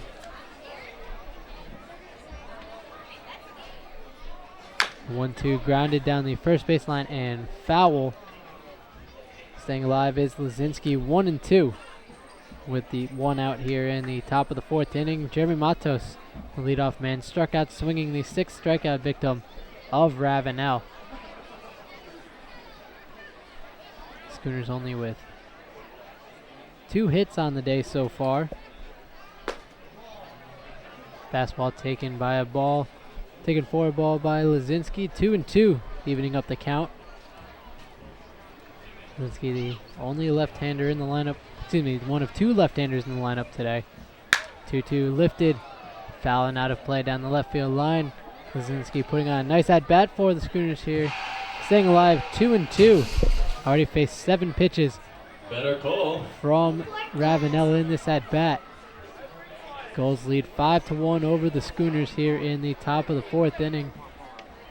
The 2-2 pitch from Ravenel. Sliced towards the bullpens down the left field line, and staying alive is Lazinski. Count still remains 2-2. He's fouled off the last 4 pitches he has seen to remain alive in the count. Game is just over 1 hour old here. 2-2 grounded into the screen in front of the Schooners dugout. Staying alive is Lazinski, 2-2.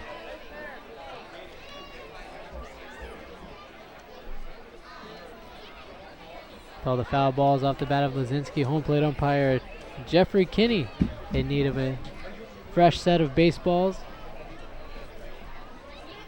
The 2-2 pitch from Ravenel.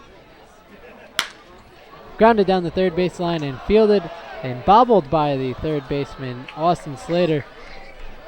And reaching on the error by the third baseman Austin Slater is Blaze Lazinski. He wins the battle and reaches first for the first time today.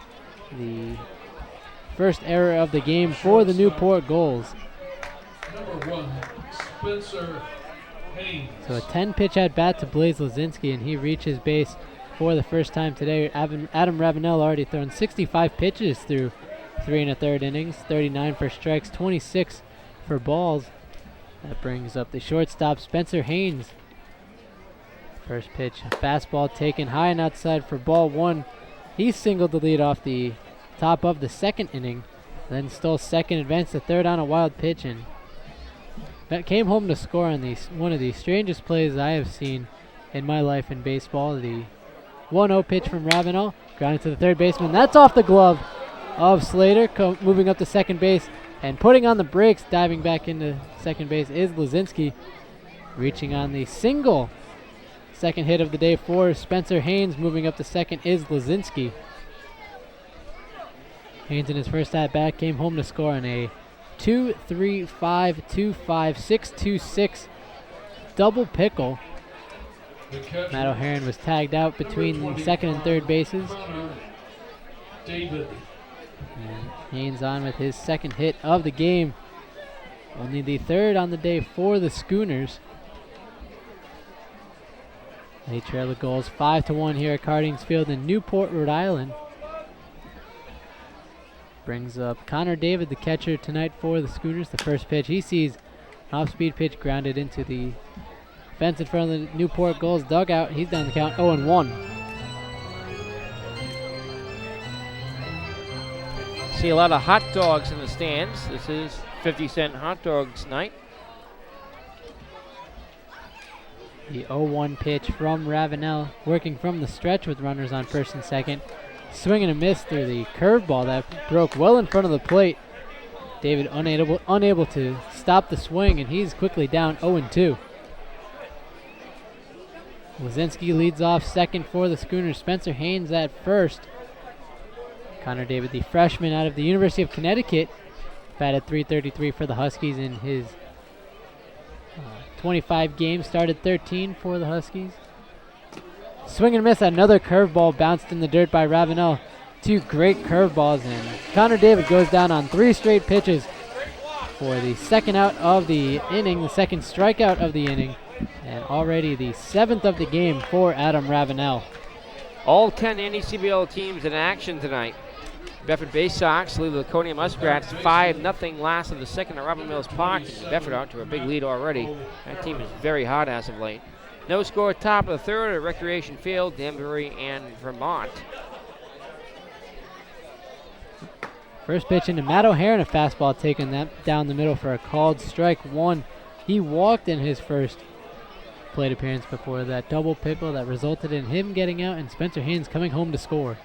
Kane Swamp Bats lead the Northtown Steelcats 5-2. They've come back last in the fourth at Alumni Field.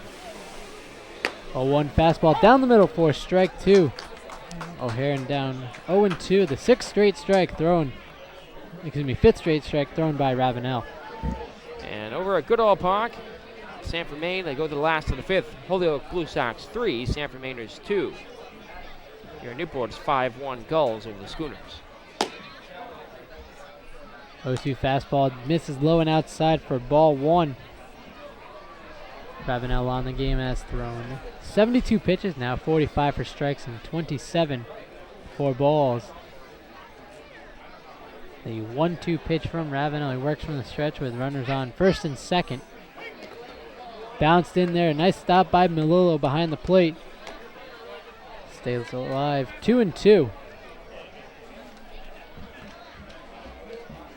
Schooners as a team with batting with runners in scoring position and 2 outs are .231 and 39 at bats. They have 1 home run and 15 RBI.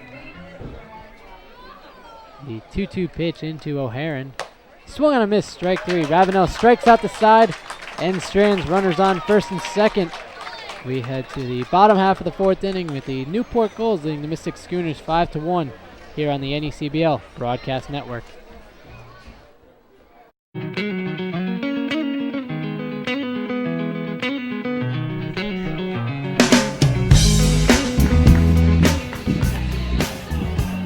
Back here at Cardings Field in Newport, Rhode Island. Pitching change for the Mystic Schooners. Coming on to pitch for the Schooners is Rick Mangione. Mangione is making his first appearance out of the bullpen for the Schooners. He's 0-1 with a 4.91 ERA. In his first 2 starts of the season, he only lasted 7 1/3 innings total, with allowing 6 hits, 4 runs, all earned, 9 walks, and 3 strikeouts. 7 of those walks coming against the New Bedford Bay Sox. First pitch into Mangione, from Mangione, taken for a strike by the first batter he faces in Blake Butera. Butera is 1 for 2 on the day with a single and a run scored. Breaking ball from the left-hander misses low and outside for a ball. 1-1. The night is done for Alex Goen. Final line, 3 innings pitched, 6 hits, 5 runs, 3 earned, 1 walk, and 1 strikeout. High fastball misses for a ball. 2-1 to the shortstop, Butera.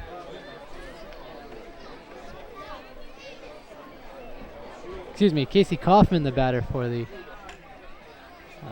Newport Gulls. Fastball taken inside for a ball. 3-1. Misread my scorecard there. Sorry for you, those of you listening out for on the NECBL broadcast network. Kevin Noonan alongside Nick Lima, swinging a foul ball into the screen down the third baseline off the bat of Casey Kaufman, and he is staying alive with the full count, 3-2.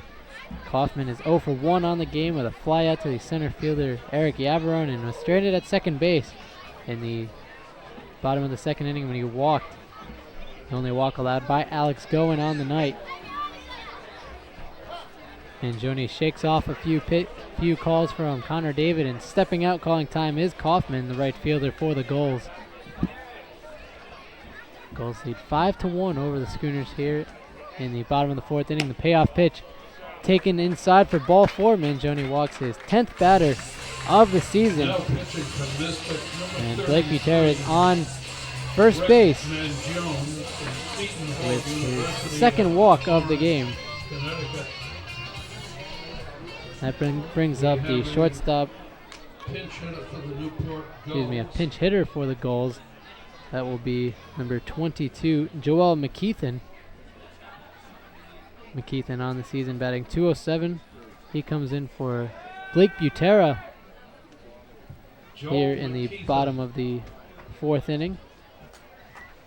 He's from Vanderbilt and Arden, North Butera Carolina. was 1 for 2 on the day with a single and a run scored and a ground out. First pitch from the lefty Mangione into the right-handed hitting McKeithen outside for a ball 1. He's batting for Blake Butera. It's weird to see Blake Butera lifted so early here. I wonder if everything's okay with him. McKeithen is the Gulls' other shortstop.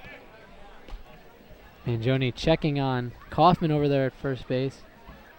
Already thrown 2 pickoff attempts over to first. The 1-0 from Mangione.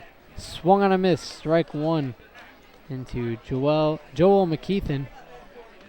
McKeithen with that .207 batting average. He's 6 for 29 with a double, a home run, 2 RBI, and 9 runs scored. Also struck out 10 times. The 1-1 from Mangione, swung on, lined at the shortstop Turgeon. He fires onto Kelleher at first in time to double up Casey Kaufman. So a hard liner, and Casey Kaufman unable to dive back in time on the 4-3 double play to get the first 2 outs here in the bottom of the fourth inning. Good heads-up play by Turgeon to fire over to Kelleher at first base. And that brings up the left-handed hitting center fielder Yale Rosen to face the lefty Mangione. Breaking ball, swing and a miss, strike 1 to Rosen. It's been hot hitting as of late. 0 for 2 on the game here, reached on an error by the second baseman Turgeon. Mangione from the windup, a breaking ball. Misses high and outside for a ball. Counts 1-1. Rosen on the season batting .385 for the Gulls. The 1-1 fastball taken on the outside corner for strike 2. And Mangione ahead of Rosen, 1-2 here in the bottom of the fourth. Schooners turned a 4-3 double play to double up McKeithen and Kaufman. The 1-2 from Mangione, breaking ball bounces into the backstop, and staying alive with the pitch was Yale Rosen. Count evens up at 2-2. Excellent crowd on hand here at Cardines Field to watch the Newport Gulls and Mystic Schooners play baseball here. Another bouncer. Misses low and inside for a ball. 3-2 to Yale Rosen. Clouds still overhead here at Cardines Field. The payoff pitch from Mangione. plunks the left-hander Rosen off the back and bounces all the way up into the screen just above the grandstand here, and jogging down with the full count hit by pitch is Yale Rosen. The first baseman, number 30. For the season, that is Anderson. the third hit by pitch for Rosen. And Mangione has plunked his third batter of the season. Mangione back to the stretch. Fastball on the inside corner for strike one to Steve Anderson, the first baseman for the Gulls. He's 0 for 2 with a ground out to Kelleher at first and a fly out to the center fielder Eric Yabarone. Rosen leads off of first with the lefty Mangione on the hill. Chops this one to the left side. O'Haron ranging well to his left. Spin and throw in time to retire Anderson. A great defensive play by O'Haron with Haynes shading up the middle. And Anderson's retired for the third time today on the ground out to the third baseman O'Haron. Schooners get out of the fourth inning with only allowing one walk. We head to the top of the fifth inning with the Newport Gulls leading the Schooners 5-1 here on the NECBL Broadcast Network.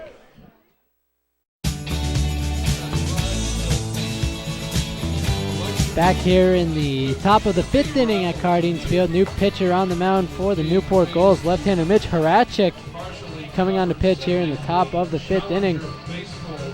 Coming in on the season is 0-1 with a 6.17 ERA, has one save. He started 2 games, appeared in 3, is gone 11 2/3 innings, allowed 14 hits, 8 runs, 8 earned, no walks, and 11 strikeouts. He is tied for second in the NECBL, allowing 5 home runs on the season. He comes in for the right-hander Adam Ravenel, who is done after 4 innings of work.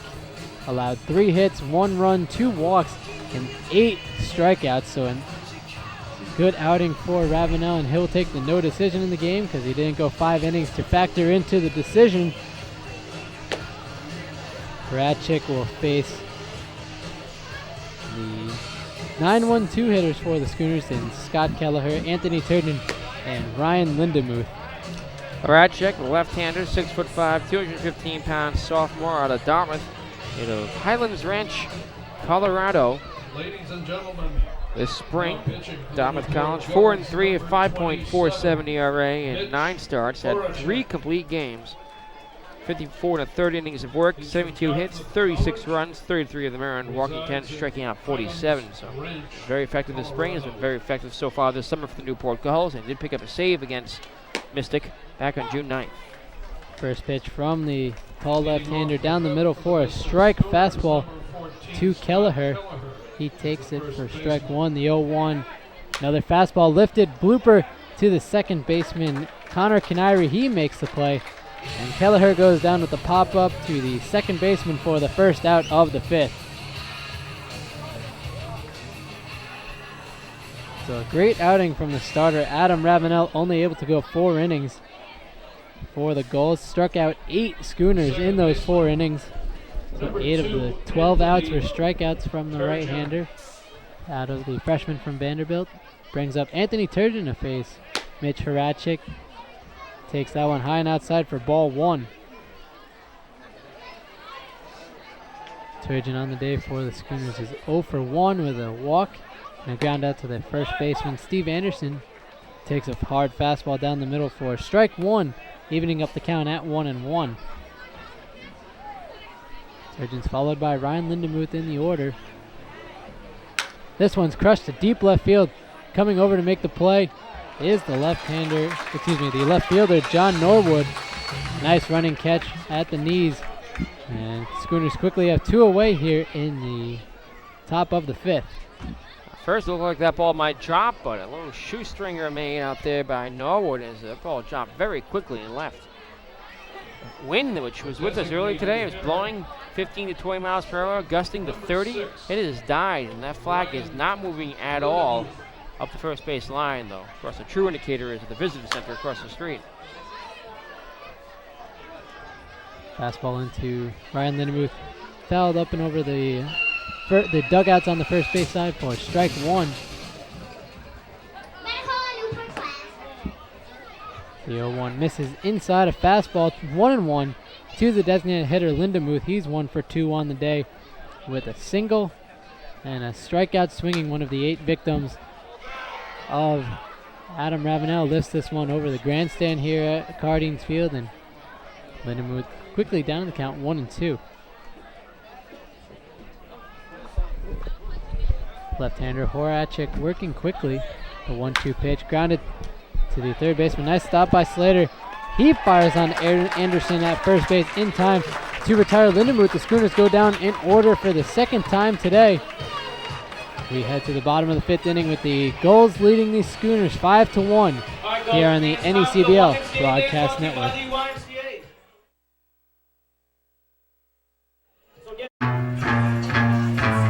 Bottom of the 5th inning here at Cardines Field in Newport, Rhode Island. The Gulls lead the Mystic Schooners 5-1 here on the NECBL Broadcast Network. Kevin Noonan alongside Nick Lima here on a pretty good night here at Cardines Field. The clouds are overhead, but it's comfortable outside. Good night for baseball here.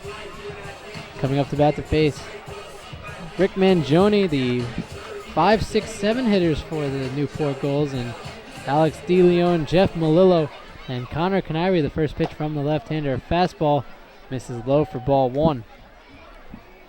DeLeon with a pair of flyouts to Jeremy Matos in right field. He is 0 for 2 on the day. The 1-0, an off-speed pitch, taken on the inside corner for strike 1. Count evens up 1-1. Newport Gulls scored 1 run in the first, 3 in the second, and 1 in the third. For the first inning, they did not score. Curveball did not break at all and goes into the backstop. That one taken high and outside for ball 2. 2-1 to DeLeon. Schooner scored 1 run in the top of the second inning in zeros, and the other 4. Fastball misses up and away once again, and DeLeon ahead in the hitters count, 3-1.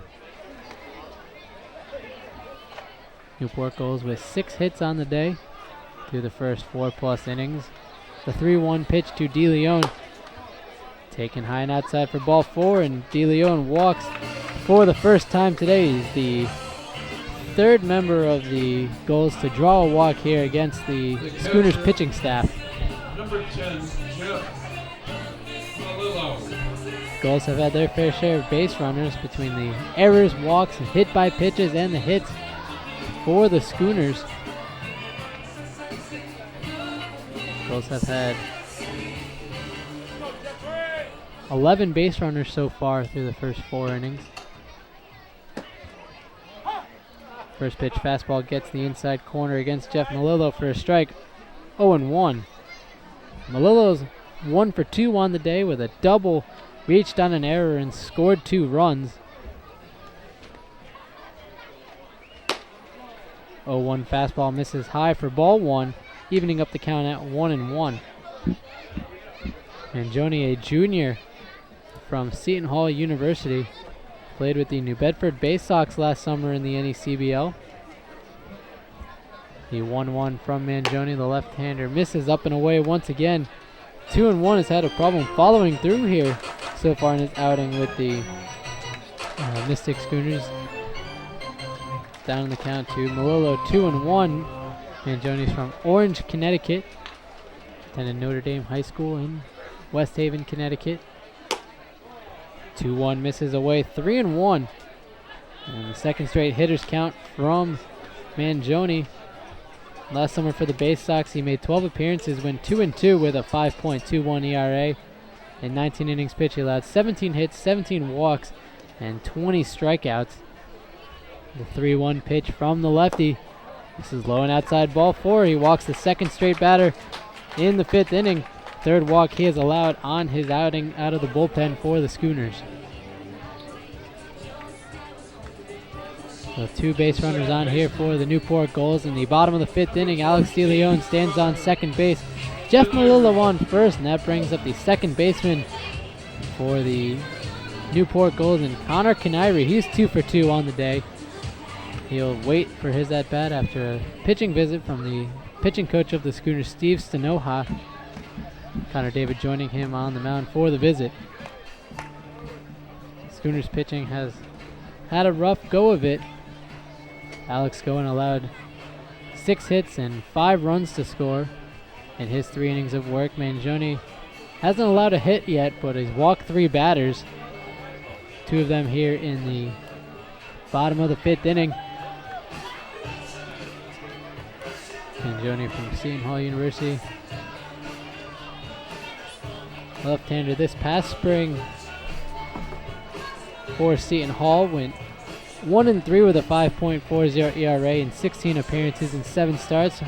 Through 31 2/3 innings, allowed 34 hits, 20 runs, 19 earned, 16 walks, and 33 strikeouts. He'll face the left-handed hitting second baseman Connor Canary. As I said before, is 2 for 2. He shows bunt and gets it down. Mangione coming over to field it. That's going to be a tough play and not in time. Reaching on the infield single is Connor Canary, and then each runner moves up the base. The base is now loaded for the Newport Gulls here in the bottom of the 5th inning with no outs. Canary, one of the speediest Gulls, showing off his speed there as he put down a perfect bunt between pitcher's mound and third base. He would have needed a perfect throw to get him, and might have even been a perfect throw for Mangione. He still beat it out. Canary now 3 for 3 in the ball game. 3 singles. Would have been an easier play for Matt O'Hare in the third baseman, but Mangione was the one fielding the grounder. Fastball misses up and away to Austin Slater. Count 1-0. He's 1 for 2 on the day with a single. And he lined out to the third baseman, Matt O'Hare. Slater, the number 8 hitter for the Gulls. They lead 5-1 over the Schooners. Fastball taken on the outside corner for strike 1, evening up at 1-1. Slater is 0 for 1 with the bases loaded so far on the season. Newport Gulls as a team are 4 for 20 with a batting average of 200. They have driven home 12 runners. Fastball misses outside for ball 2. 2-1 to Slater.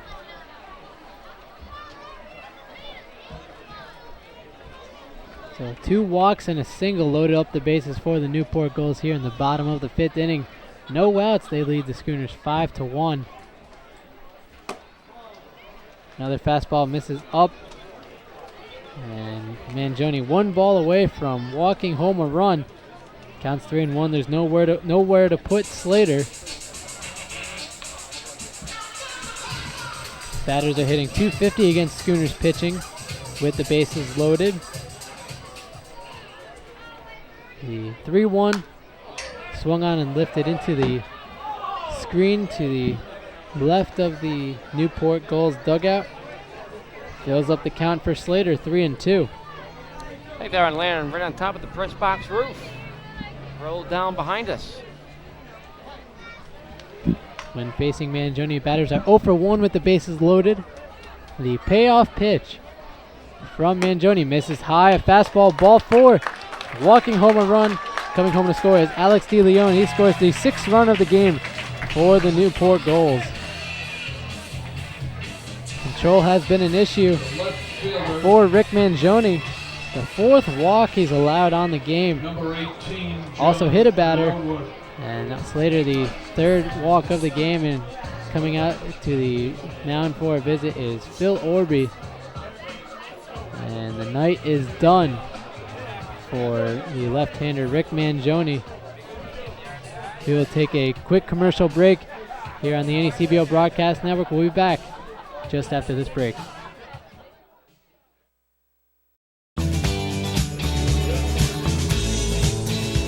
New pitcher on the mound for the Schooners is Alex Fisty.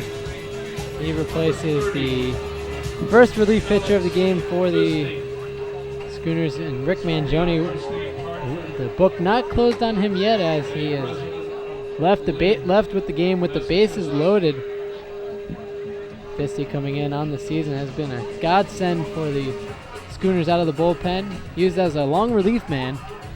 He's gone 6 innings in 2 games. Allowed 3 hits, 4 runs, 2 of them earned, 2 walks, and 2 strikeouts. Opponents hitting .150 against the right-hander. Fisty, a teammate of Alex Goen at the University of Hartford. This past season, Fisty was Used mostly out of the bullpen, made 18 appearances, only one start. Went 0-1 with a 10.48 ERA in 28 in the third innings. Pitched, he allowed 41 hits, 35 runs, 33 of them earned, 26 walks, and 16 strikeouts.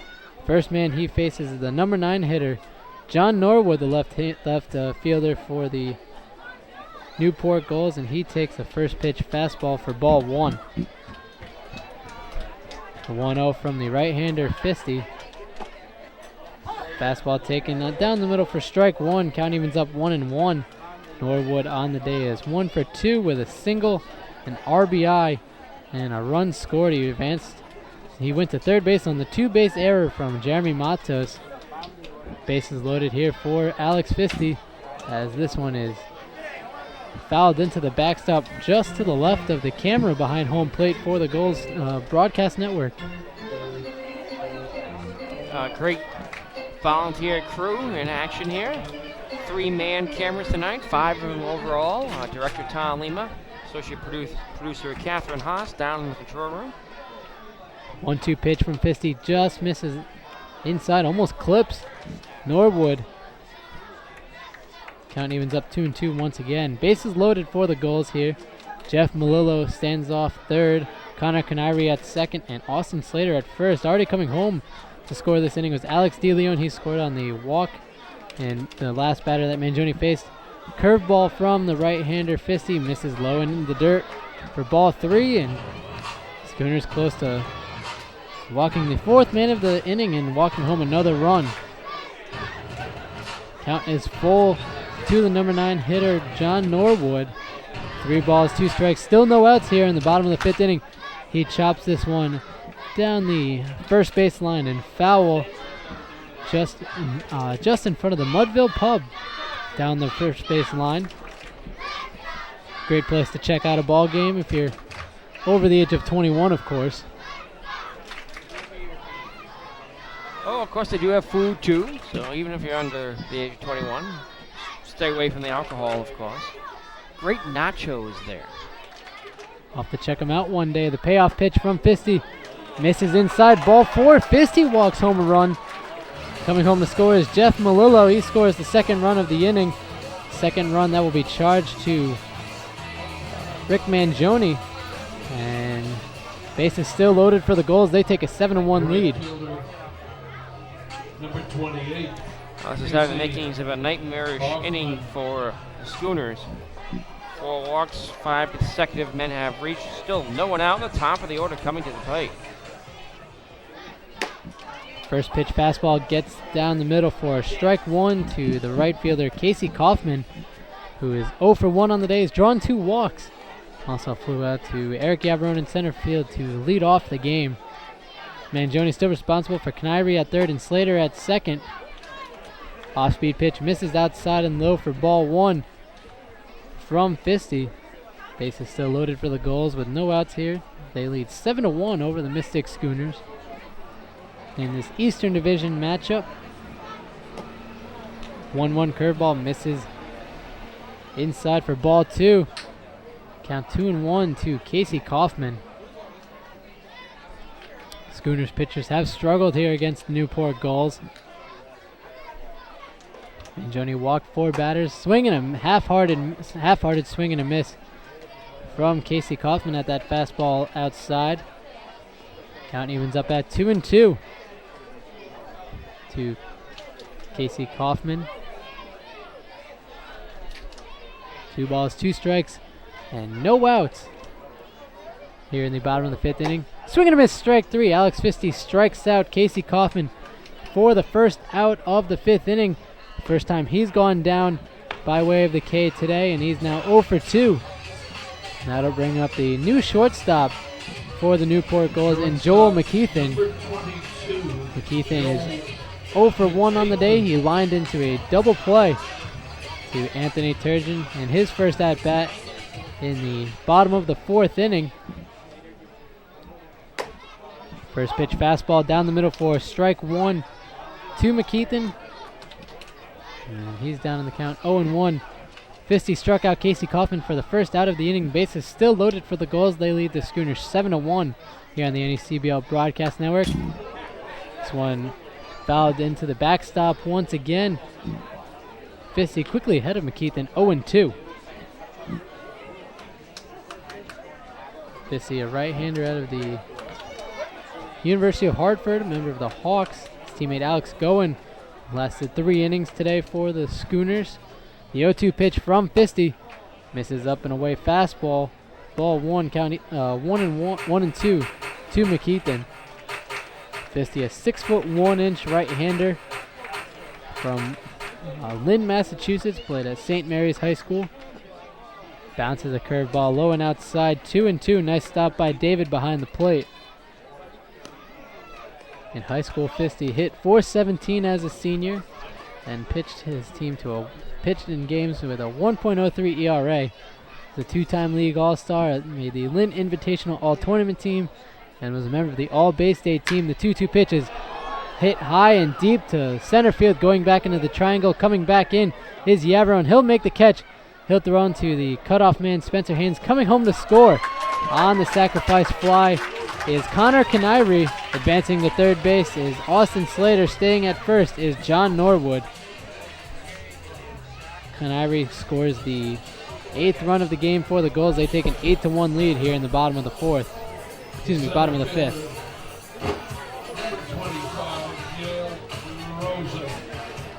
John Norwood stays at first base.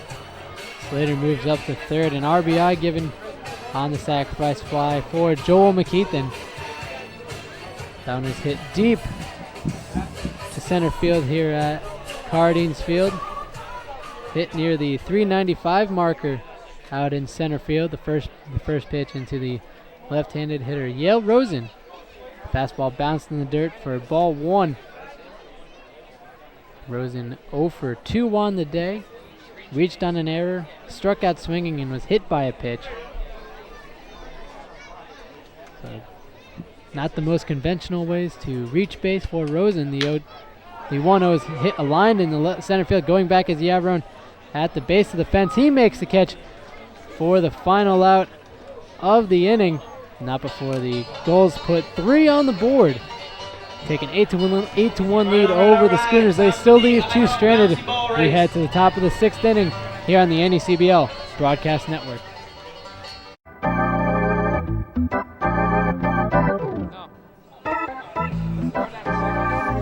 Top of the 6th inning here at Cardines Field in Newport, Rhode Island. Kevin Noonan alongside Nick Lima. Newport Gulls jump out to an 8-1 lead over the Schooners in the bottom half of the 5th inning. 4 walks, a single, and a sac fly bring home 3 runs for the Gulls. The final line on Rick Mangione went 1+ innings. Number 10. Allowed 1 hit, 3 runs to come home all earned, and 4 walks. He was relieved by Alex Fisty with no outs. The first batter Fisty faced was John Norwood to end the bottom of the 5th inning. Schooners down by 7 runs here. The game just about 2 hours old. Eric Yavarone followed by Jeremy Matos and Blaze Lazinski. The first pitch from the left-hander, a fastball down the middle for strike 1 into Yavarone. He's 0 for 2 on the day with a pair of strikeouts. Both to Adam Ravenel. Swing and a miss at strike 2. Misses at a fastball that was low and outside, well out of the range of the swing of Yavarone. Mitch Horacek on the mound for his 2nd inning of work. The 0-2 pitch swung on and popped up to the right side and out of play. Out of play here at Cardines Field, and staying alive with the 0-2 count is Yavarone. Gulls have now scored in every inning except the 4th. The 0-2 to Yavarone misses up and away a fastball. Count 1-2. Schooners struck out 8 times to Adam Ravenel. The starter for the Newport Gulls, only lasting 4 innings. Another foul ball slashed down the right field line and out of play. Still staying alive with the 1-2 count is Eric Yavarone. Ravenel's pitch count getting up there a little bit at the end of the 4th, and this being his first start of the season, I don't think they wanted to burn him out too much. Swing and a miss, strike 3. Eric Yavarone strikes out for the 3rd time today. He goes down swinging, and that brings up the cleanup man for the Schooners in Jeremy Matos. So 3 strikeouts on the day for Eric Yavron, the hat trick. 1 strikeout shy of the golden sombrero. The right fielder, number 35. The first pitch into Jeremy Matos from the left-hander. Horacek taken down the middle for strike 1. Horacek has been right around the zone. Hasn't had a 2-ball count in his 1 1/3 innings of work. Taps this one to the backstop off the bat of Matos, and he's down on the count 0-2. So great pitching from the left-handed reliever Mitch Horacek. The 0-2 pitch from the windup. Swing and a miss, strike 3. Horacek strikes out Matos, his second strikeout of the game, and the third for Matos. So the 3 and 4 hitters for the Schooners are combined 0 for 6 with 6 strikeouts. It's the 10th strikeout of the game for Newport Gulls pitching. Number 3, Blaze Lazinski. Horacek working quickly. Gets a first pitch fastball on the outside corner to Blaze Lazinski, who's 0 for 2 on the day. Grounded out to the first baseman Steve Anderson and reached on an error by the third baseman Austin Slater. Fouls this one into the screen in front of the stands, the grandstand on the third baseline, and Lazinski's down on the count 0-2 here in the top of the 6th inning at Cardings Field. Gulls lead the Mystic Schooners 8-1. Off-speed pitch misses just high and outside for ball 1. Horacek has thrown 18 pitches so far in this game. 20 pitches. 17 for strikes and only 3 for balls. Lazinski slaps this one out of play over the grandstand onto America's Cup Boulevard, and count remains 1-2. 1-2 to Lazinski. He strikes out swinging this one in the dirt. Malillo have to throw it down to Anderson at first. 2-3. 2 retired with Lazinski, and Mitch Horacek strikes out the side here in the top of the 6th inning. Mystic Schooners go down in order for the 2nd straight inning, and we head to the bottom of the 6th with the Newport Gulls leading the Schooners 8-1 here on the NECBL Broadcast Network. Bottom of the 6th inning here at Cardings Field in Newport, Rhode Island. Kevin Noonan alongside Nick Lima. Newport Gulls have jumped out to an 8-1 lead here over the Schooners in the bottom of the 6th inning. Alex Fisti, the third pitcher on the mound for the Schooners. He took over for Rick Mangione in the bottom of the 5th inning after Mangione had allowed 2 walks, a single, and a walk to Austin Slater to drive home the 6th run of the game. Fisti out for his first full inning of work. He's already gone 1 inning after coming in relief in the bottom of the 5th inning, and he'll face the 4, 5, 6 hitters for the Newport Gulls, and Steve Anderson, Alex DeLeon, and Jeff Malillo. DeLeon 0 for 3 on the day with a ground out to Kelleher, a fly out to Yavaron in center, and a ground out to O'Haron at third. First pitch, a fastball slapped down to the left field, going back, making the catch just short of the fence is Blaze Lazinski, and Anderson goes down for the 4th time today on the first pitch from Fisti. So 1 pitch, 1 out, and that brings up Alex DeLeon, the designated hitter for the Newport Gulls. He's 0 for 2 on the day with a walk. Came home to score the 6th run of the game. Last inning on the bases loaded walk to Austin Slater. The first run charged to Rick Mangione. Ball in the dirt from Fisti, misses low for a ball 1, 1-0. DeLeon, a right-handed batter for the Newport Gulls, an on-base machine. Takes that one inside corner for a strike. 1-1. 1-1 from Fisti. Lifted down the right field line, coming over to make the play is the new right fielder, Jordan Schwartz, for the Mystic Schooners. Jordan Schwartz coming into the game for Jeremy Matos. So a change in right field. Jordan Schwartz making the catch on the fly out to Alex DeLeon. The catcher, number 10, Jeff Malillo. Fisti's retired the first 2 batters he's faced here in the bottom of the 6th inning. Brings up Jeff Malillo, who is 1 for 2 on the day. He scored 3 runs for the Gulls, takes that pitch down the middle for strike 1. A double in the bottom of the third. He reached on air in the bottom of the second. He scored those runs, walked in the bottom of the fifth and scored a run. Curveball from Fisty, misses low and outside for ball 1. Count evens up at 1-1. Newport Gulls with the 8-1 lead here at Cardines Field, and Newport around this one. A grounder fielded by Haynes. He fires onto Kelleher on the run in time to retire Jeff Malolo. The Newport Gulls go down in order for the first time today. We head to the top of the 7th inning with the Schooners trailing the Gulls 8-1 here on the NECBL Broadcast Network.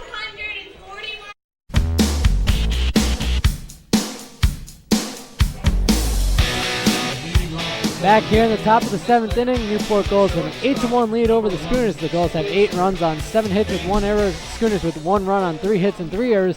To take you through the final 3 innings of play, the voice of the Newport Gulls, Nick Lima. Thank you very much, Kevin Noonan. His first pitch swung on a miss, strike 1 for Spencer Haynes, who's 2 for 2, a pair of infield singles, a run scored.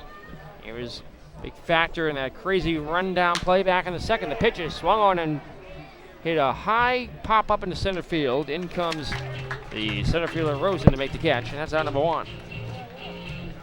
Newport 8 and Mystic 1 here in the 7th.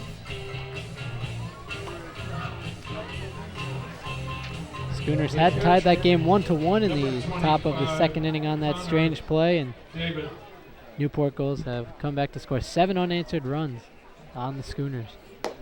Pitch is low, ball 1. Second man to bat in the inning, Connor David, who is over 2, with a pair of strikeouts. We don't have an official attendance report yet, but the crowd began to dissipate here at Cardines Field. Was a good crowd on hand for the first few innings of play here at Cardines.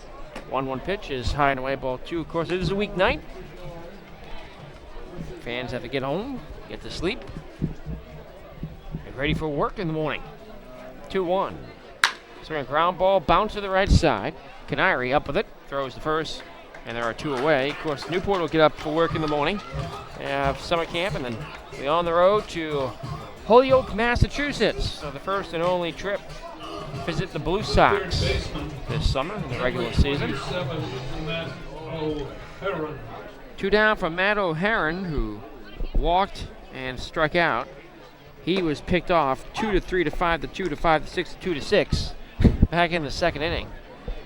One of the strangest plays I've ever witnessed in a baseball game. First pitch strike, the next pitch is swung on a miss. The count 0-2 quickly on him. And Mitch Horacek is pitching great relief ball right now. He's retired the first 8 batters he's faced and is ahead 0-2 on the number 8 hitter, Matt O'Haron.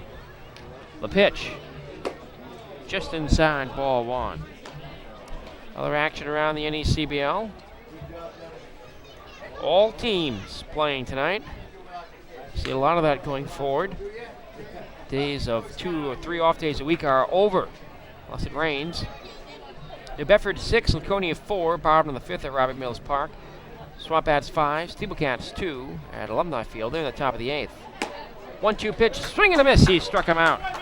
Number 4 from Mitch Horacek, and through 3 innings of relief, he's gone through the entire lineup for the Mystic Schooners in order. 9 up and 9 down. 7 innings stretch time here at Cardines Field. Let's pick up Newport Gulls public address announcer Don O'Hanley. And let's hear it to take me out to the ball game. Drown me out.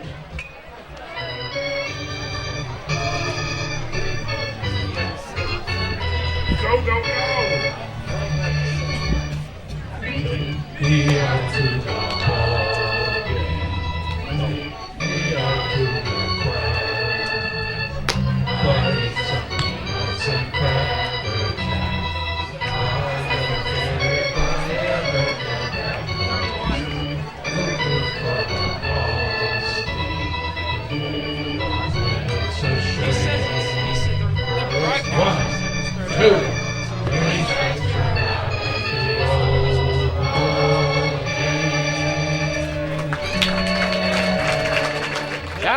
on the mic, and the Cardines chorus joining in. 7th inning stretch time at Cardines Field. 8-1 Gulls in the NECBL Broadcast Network. Back in a moment.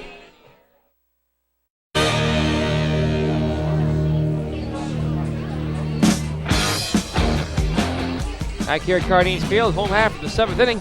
8-1 Gulls lead it. Bottom of the order drew up for Newport. Looks fixed. His first pitch in and swung on and hit a long way to center field. Connor Canary gives this ball a ride out towards the triangle, and there to make the catch is Yavarone. There's one away on one pitch. One loud out here. As Canary's retired for the first time. He had been 3 for 3 of 3 singles. And new pitcher on the mound for the Schooners is Steve Marino. Has no record and a 4.70 ERA in 4 games pitched.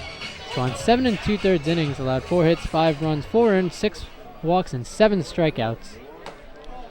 This pitch is low, ball 1 to Austin Slater, the 4th pitcher of the night for Mystic. Marino, a sophomore from Williams College. This one is low, 2-0. Slater is driven in 2 tonight, an RBI single and a bases loaded walk. It's also lined out to the third baseman.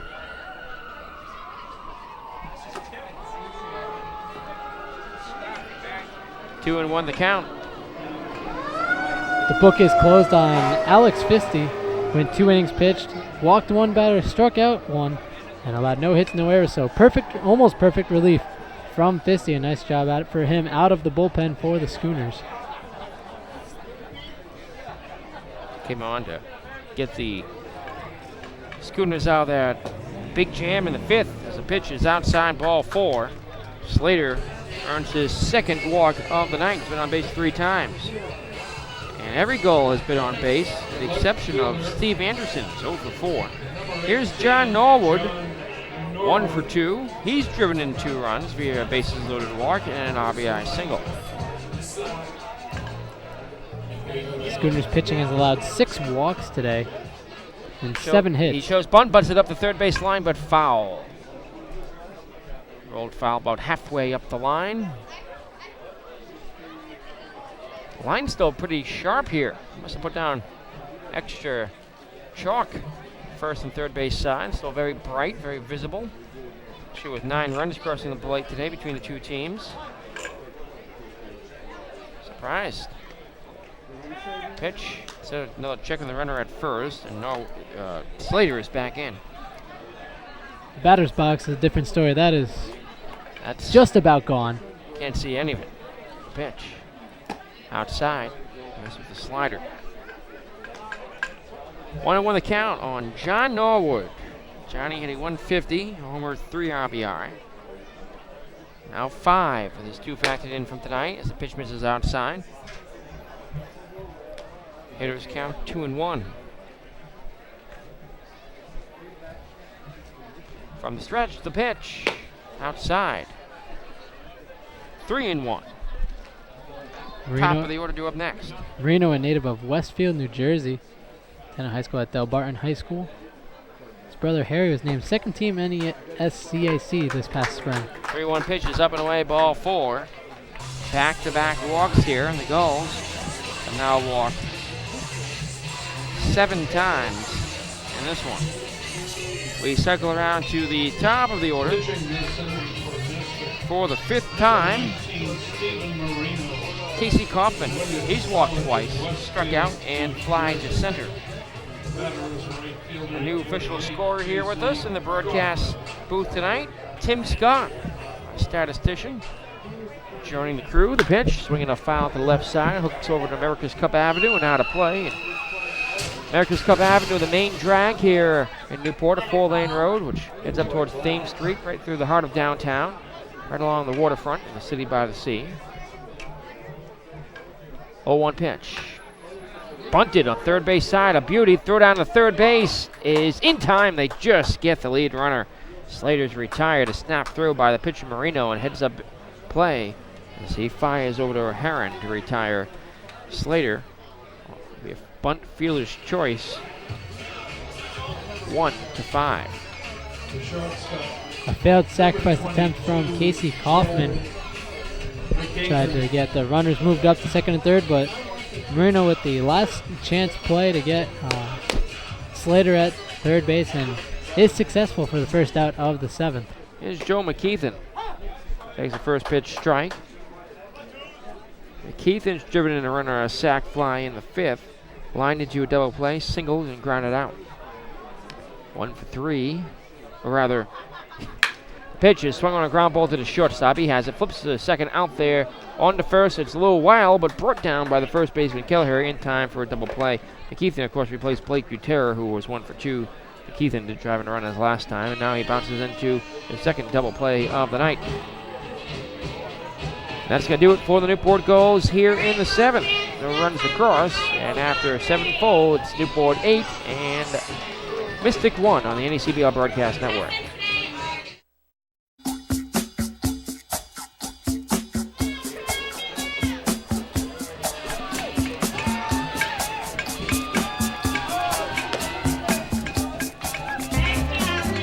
Welcome back here, Cardines Field in Newport, Rhode Island. We go to the 8th inning. It's Newport Gulls leading the Mystic Schooners 8-1, looking to improve to 2-0. In season series, they'll play each other 6 more times, of course. Mitch Horacek has been perfect in relief. He's retired all 9 batters he's faced, including 4 by way of the strikeout. Came on in relief in the 5th.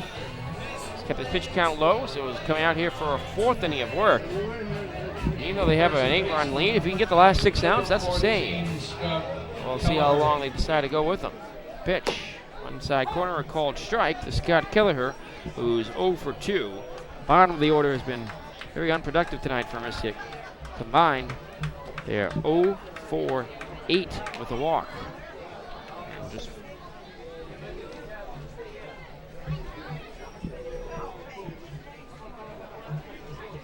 next pitch, popped up, first base side and out of play.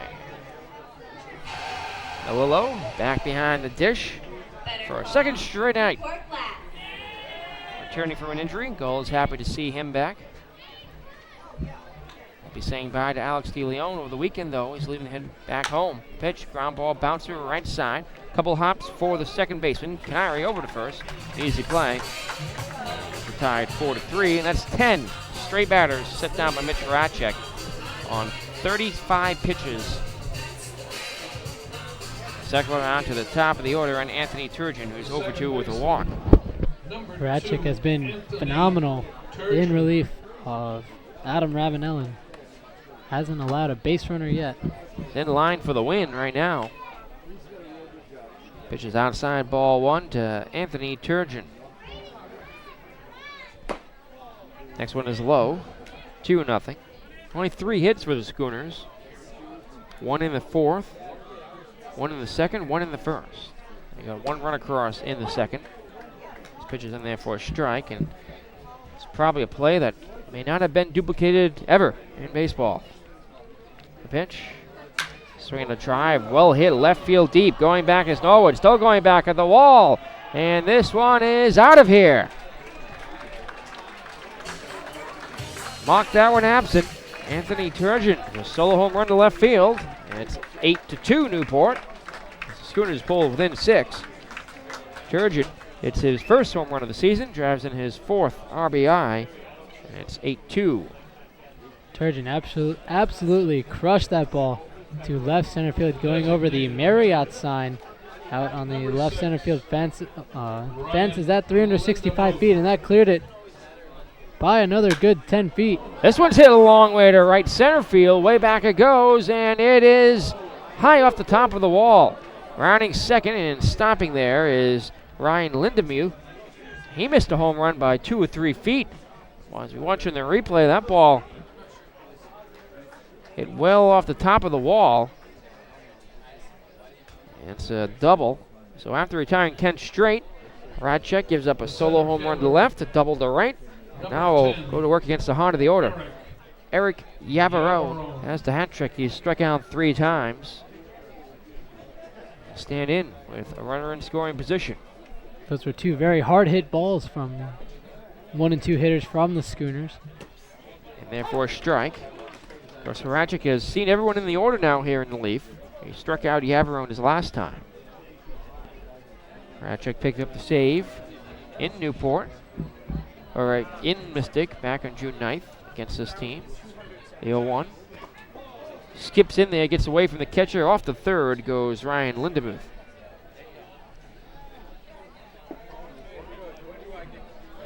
We do have an official attendance report. 2,277. 2,277 attendance here tonight. Third largest crowd of the season. Many of them have left now, near 9 o'clock here in a game that's kind of slow pacing throughout much of it. The 0-1. Ground ball bouncer left side. Diving stop by the shortstop. The throw to first will be not in time. A run scores. It's an infield hit for Eric Yavarone on the RBI single. Puts the Schooners now within 7. The Schooners trying to make things interesting here in the top of the 8th inning. Solo home run from Anthony Turgeon and a double from Lindemuth, an RBI infield single from Eric Yavarone. Brought the Schooners within 5, now down 8-3 with Jordan Schwartz coming up to bat. Pitcher ground ball hits the same spot left side, fielded by McKeithen, throws across to first. A little wild, gets away. Off to third goes Yavarone, and into second will go Schwartz. And just like that, a costly error here. Could put this game much, much closer. Here comes Kevin Long. 4 straight have now reached. That'll be an E6 most likely. Charge against McKeithen, the shortstop. Well, Schooners within 5 here. It's 8-3 Newport Gulls. But they have 2 runners in scoring position. So this could be a 2-run game with 1 swing of the bat. So after Mitch Horacek came in and retired the first 10 batters he faced, and that streak ended, and now 4 straight Schooners have reached base. Seems like it's been a tale of 2 different trips through the batting order so far for Horacek. Kevin Long making his way back towards the dugout. Long, a veteran of the NECBL and summer collegiate baseball, coached a year in the Cape Cod Baseball League. Second year as pitching coach for the Gulls. He's worked with other teams, including Danbury. 2 runners in the scoring position. The pitch. Foul tipped off the end of the bat of Blaze Lazinski. Strike 1. Lazinski is 0 for 3. He struck out his last time. Of course, Horacek struck out the side in the 6th. Lazinski is 0 for 3 in at-bats for his left-handed pitching so far this season. 0-1 is low. Ball 1. Just 1 out here. The last 4 have reached. 2 on in the scoring position. 2 runs in for Mystic. The Gulls try and shut the door here. At the top of the 8th. The pitch is low again, ball 2. Lazinski, 2 RBI and a double on the season. Horacek has thrown 46 pitches, 36 for strikes, and only 10 for balls. 2-1. Swinging a foul tip in and out of the mitt. The count evens up at 2 balls and 2 strikes. Again, 2,277, 2,277 tonight's attendance. Very good sized crowd. And they're quiet right now. The stands are mostly empty right now. Well, not mostly, but partly empty, because so many kids are lined up waiting to tag the gully down the left field line. So the atmosphere fooling you here at Cardinals Field. The fans are here. They're just waiting to run out onto the field, the young ones anyway. 2-2 pitch, swung on and missed, strike 3. There's the 5th K for Mitch Horacek. The inning's second out. Now Spencer Haynes is 2 for 3. An infield hit, an infield single, and a fly out to center. He scored and was a factor in that 2-3-5-2, 5-6-2-6 rundown back in the second between the 2 runners. Controversial play. Gulls infield surrounded the field umpire. Scott Benzie at one point. The pitch, swinging a high drive to center field deep. Going back, Rosen still racing back into the triangle, looking up. He reaches up, makes a catch, bangs into the wall, hangs on for the out that retires the side. The Schooners strand a pair. They've left 6 and get 2 here in the 8th. Time for tag the goalie as they line up down the third base line. Now, here's how tag the goalie works. All the young children will run out, try to tag goalie, and goalie junior, the first one back to the line, wins a prize like free tickets or things of that nature. There's about a couple hundred kids that lined up down there. Goalie awaits. And they're off. Of course, the taller kids usually have the advantage taking off. Now, remember, the object is to tag goalie, not tackle goalie. And the first few kids now making it back to the line as all the young ones make it across. And we have a winner here at Cardines Field, where everyone's a winner. Just from seeing this magical ballpark and this great operation, great organization in action. Tag the goalie, a staple here at Cardines Field, been going on for a decade here in the city by the sea. We'll be back in a moment next on the NECBL Broadcast Network.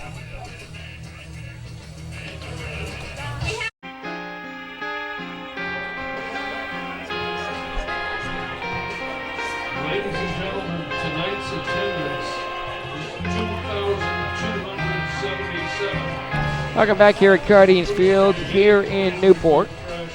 New pitcher will be Gregory Porter for the Mystic Schooners as we go to the 8th. Last chance for the Gulls to perhaps pad their lead a little bit. Bottom of the 8th, it's Newport 8 and Mystic 3, and Greg Porter on the rubber. Greg Porter so far for the Schooners, no record with an 11.57 ERA in 3 games. He's gone 2 1/3 innings, allowed 3 hits, 3 runs, 3 earned, 3 walks, and 3 strikeouts. Opponents hitting .231 against the right-hander. Porter's also coming as a hitter and is 3 for 4 on the season, so a two-way player for the Schooners here. Porter, a sophomore out of Eastern Connecticut State University in Willimantic, Connecticut. Plays his college baseball at the field where the Schooners organization originally played at when they were the Eastern Tides, as we were talking about earlier in the broadcast. The last remaining charter franchise in the NECBL. Danger of going 2-12 to stop the season here. The Gulls trying to prove to 9-3 and maintain their first place tie in the NECBL East with New Bedford. Looking for a couple more runs of insurance here in the 8th. Yale Rosen stands in the pitch. Is outside ball 1. Rosen's been held hitless tonight. However, he's reached twice via an error and a hit by pitch. 0 for 3. Struck out, fly to center. The pitch, strike called on the inside corner. It's 1-1. Former Schooner Jackson Geary at Cardines Field to check out his former summer ball team, the Mystic Schooners, in action here. Nice pitch, misses. Count 2-1 on Rosen, who had a good night last night at Laconia. 3 for 5 with 5 RBI, 2 home runs, 3 runs scored. Pitch, swinging a little flare in the left field. It's going to drop down for a base hit and roll out towards the wall. Could be extra bases for Rosen. He's around first, heading to second. And we'll hold up there with the leadoff double. It's hard to keep Yale Rosen hitless. He's been hot with the bat. And he picks up his team high 6th double of the season. First baseman. That is his 11th extra base hit. He already had an OPS at 1316, slugging near 900. That's record territory for the Gulls if he keeps that up. Here's Steve Anderson, who's 0 for 4, been hitless tonight. Was held hitless last night as well. He went 0 for 5 with a walk. Going 2 for 3, a pair of doubles and a pair of RBI on Saturday. The pitch. Hot shot, foul, hooked on the third base side for strike 1. Final line on Schooner, Steve Marino, 1 inning pitched, allowed 2 walks and zeros across the rest of the board. No hits, no runs, and no strikeouts.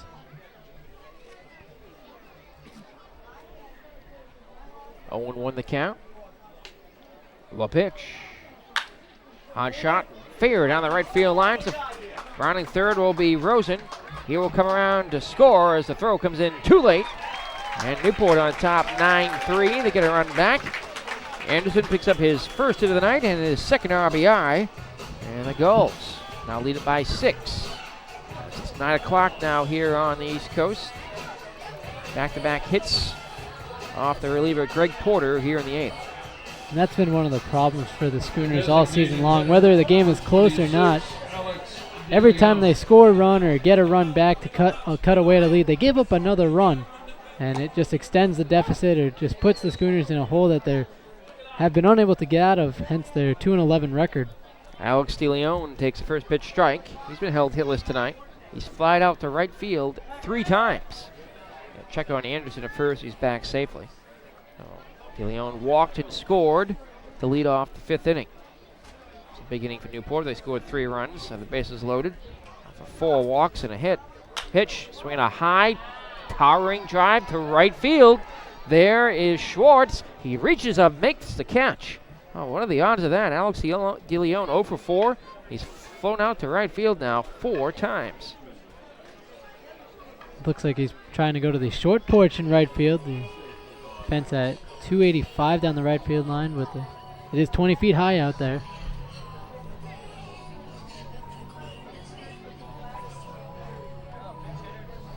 I got a pinch hitter here as coming into the game will be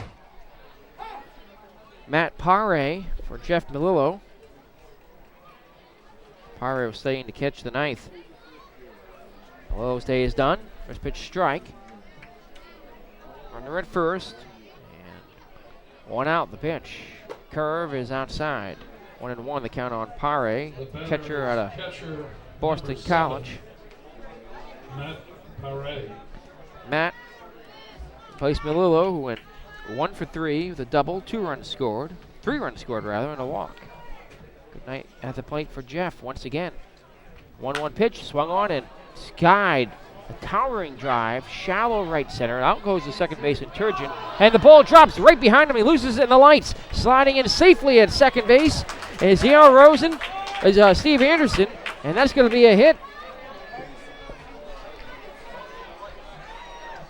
It's a hit for Matt Pare as Turgeon threw his hands up in the air, could not see it. He lost the ball in the night sky. It landed, maybe a foot or 2 behind him as he watched the replay. And safe at second was Anderson. So it's a hit, a bloop hit for Matt Pare. Never touched the ball. Pitch is fouled to the backstop. Connor Canari's 3 for 4. He's singled 3 times. Pare now 3 for 7 on the season for the Gulls. Has scored a run and driven in 2. Good start for him since joining the team last Friday. He'll be the Gulls' second catcher going forward when Alex DeLeon does depart this weekend. Next pitch misses. 1-1 the count. A lot of offense tonight for Newport. They've scored 9 runs and have 2 on with 1 out in the 8th. They lead by 6. The pitch. Swinging a drive, hooked the opposite way down the left field line. It's fading, foul. Oh, that was fouled by just a couple of feet. Landing just behind the shared bullpen out there. Long strike for Connor Canary. Lazinski was shading towards the left center field gap, playing Canary to pull the ball, and was unable to get that one just a few inches off the foul line down next to the bullpen. Canary's had 3 singles tonight. His fly out to center was pretty close to being off the wall. This one just missing a hit. He's seeing the ball very well. From the left side, he faces the righty Porter from the stretch. The pitch. Ground ball bouncer up the middle, fielded by the shortstop. Steps in the bag out there on the first double play. 6-3 in the twin killing, but the Gulls get 1 more insurance run. We've played 8 innings of baseball here at Cardines Field. We go to the 9th. Last chance for the Schooners next here on the NECBL Broadcast Network.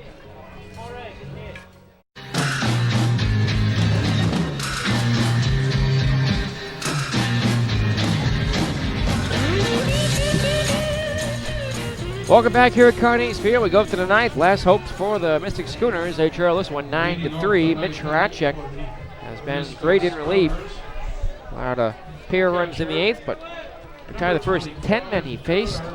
Will face the bottom of the order here in the ninth. Connor David is 0 for 3 at 2 strikeouts, followed by Matt O'Haron and Scott Kelleher. Barring any pinch hitters, the first pitch of the inning is swung on and missed with strike one. Newport trying to improve to 9-3. Trying to pick up their fourth win at home and maintain the first place tie with the Bay Sox in the ACBL East. The pitch is outside.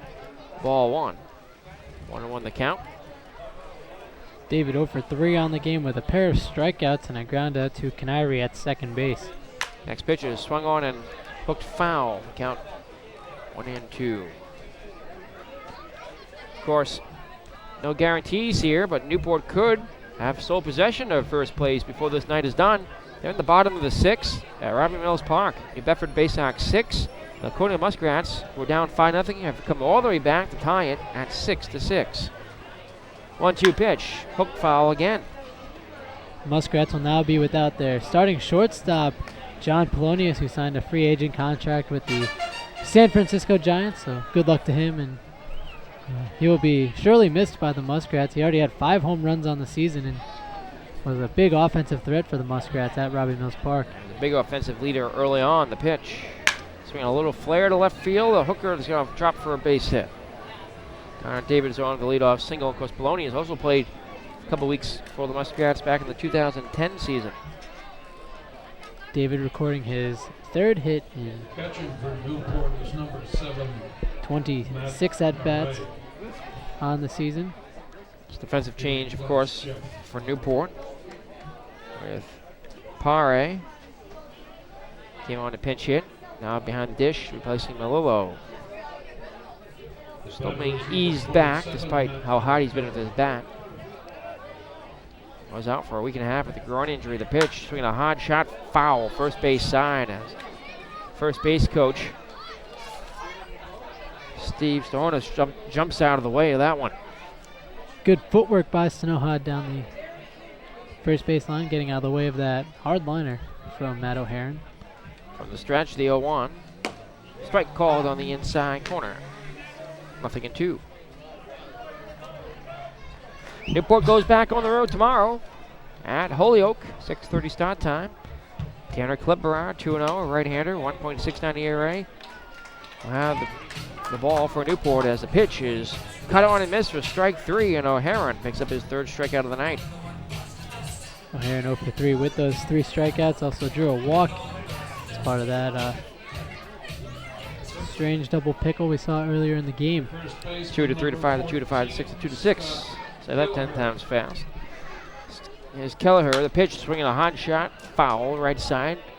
Lands over the Mudville pump. Strike 1.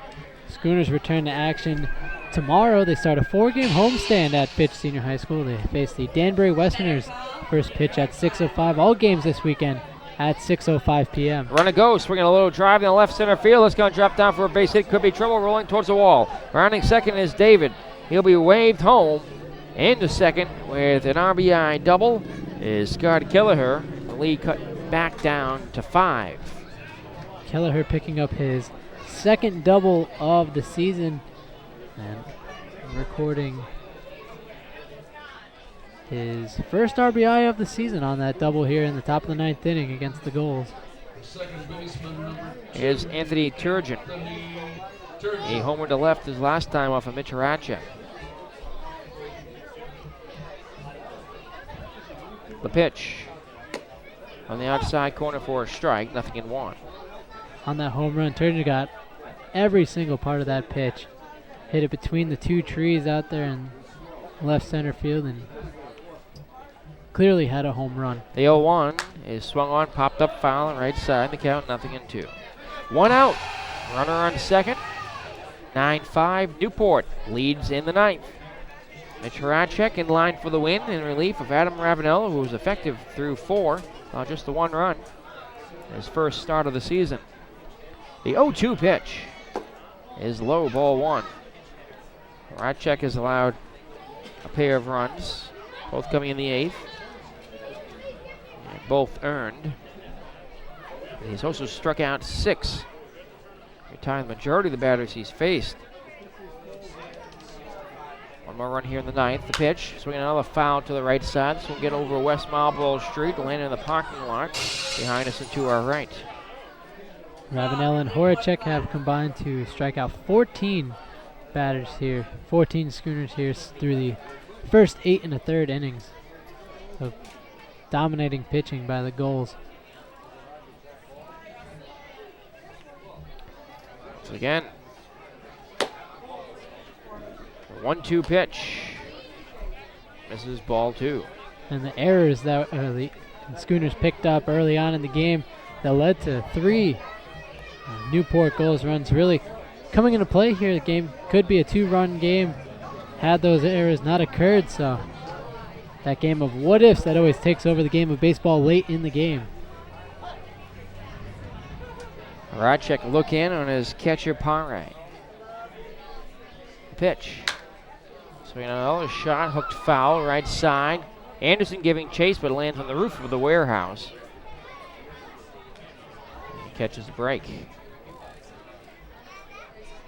Horacek up to 64 pitches on his outing, 51 for strikes and only 13 for balls.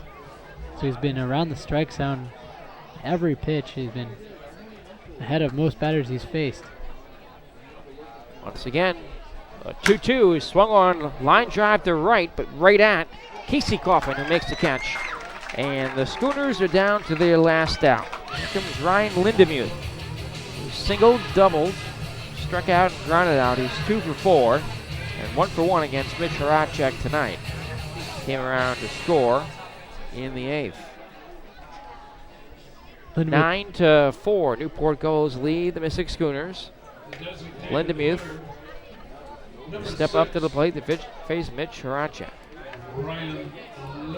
Lindemuth has been one of the top offensive outputs for the Schooners, batting .318 on the season, 14 of 44 coming into the game.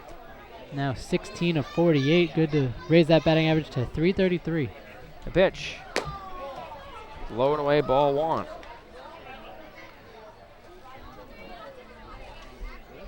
Has 1 home run on the season, a 3-run home run against the Holyoke Blue Sox, and a 7-5 loss for the Schooners. The next pitch is low, ball 2. Horacek in line for a win here. Get this final out. It's 0-1 on the season. It would be his first. Gulls are going to win 3 straight. The pitch, swinging a line drive into center field, is going to drop down for a blue base hit. Stopping over at third base is Kelleher, and Lindemuth extends the game with a 2-out single. So now it'll be up to Eric Yavarone, who had an RBI infield hit his last time. And is 1 for 4, 3 strikeouts. Yeah, Lindemuth now 3 for 5 on the game with a pair of singles and that double. So a great offensive game once again for Lindemuth, who was 3 for 5 in last night's game against the New Bedford Bay Sox. Horacek looks in. 2 outs in the 9th. Runners at the corners. The pitch. Ground ball bouncer to the second baseman. Underhand flip from Canary to McKeithen, and on the fielder's choice, and this one's over. The Newport Gulls defeat the Mystic Schooners here at Cardines Field, 9-4, the final score, as Newport hangs on to win. Gulls improve to 9-3 in the season, and for the moment will be alone atop the NECBL East in first place, as we await the word out of Robbie Mills Park, where Laconia and New Bedford remain tied at 6 apiece. So the Newport Gulls defeat the Mystic Schooners here. Final score, Newport 9 and Mystic 4. Don't go away. We'll have the full post-game report coming up next. The totals, the highlights, player game interview, and much more still to come. Keep it right here on the NECBL Broadcast Network.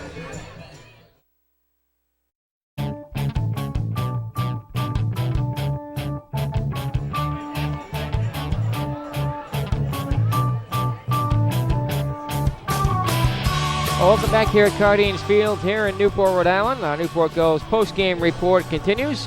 9-4, Newport defeats Mystic. Final score, the totals in this one for the Mystic Schooners. 4 runs on 9 hits, 3 errors, and 7 men left on base for the Newport Gulls. 9 runs, 10 hits, 2 errors.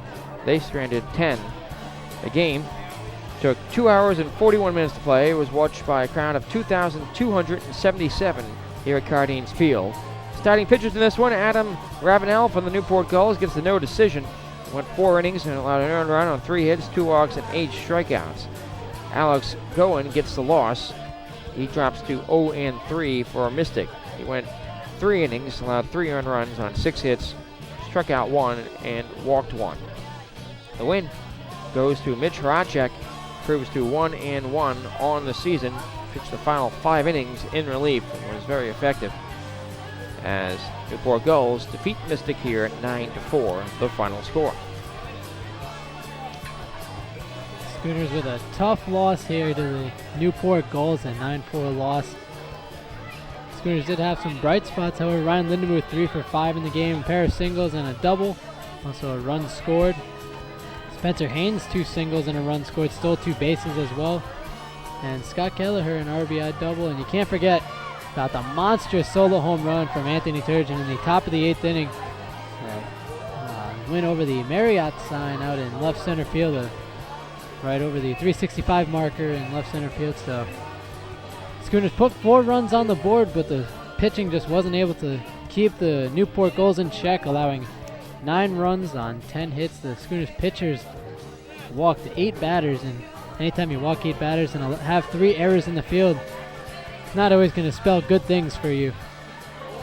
What's on tap next for Mystic? Schooners return to action tomorrow as they take on the Danbury Westerners at home. That game at 6:05 at Fitch Senior High School. Schooners start a 4-game homestand. They'll be home Thursday, Friday, Saturday, and Sunday. Friday, the Laconia Muskrats come to town. Saturday, the Keene Swamp Bats come to Mystic. And Sunday, the Schooners look to face Sanford for the first time. That, of course, weather pending, as the Schooners and Mainers have been postponed twice already. So 4-game homestand this weekend for the Schooners, and they'll come back here on Tuesday for a doubleheader at Cardines Field. So the Gulls pull out the victory here, 9-4, the final score. Of course, these two teams will meet again on Tuesday, July 3rd, doubleheader. First game at 3 o'clock. We'll have the pregame show at 2:30. Second game, first pitch at 6:35. Pregame show in the air 20 minutes before the first pitch. Next Newport Gulls broadcast tomorrow as Newport travels on the road, face the Holyoke Blue Sox. On the pregame show 6:25. First pitch at 6:30 as Mike Lord and myself will have the call on the NACBL Broadcast Network. Tanner Kleberon, the right-hander, gets the start for the Newport Gulls in search of his 3rd win. He's 2-0 in ERA 1.69 against the start of 2 determined for Holyoke. Don't go away, folks. We'll be back in a moment with out-of-town scores next on the NACBL Broadcast Network.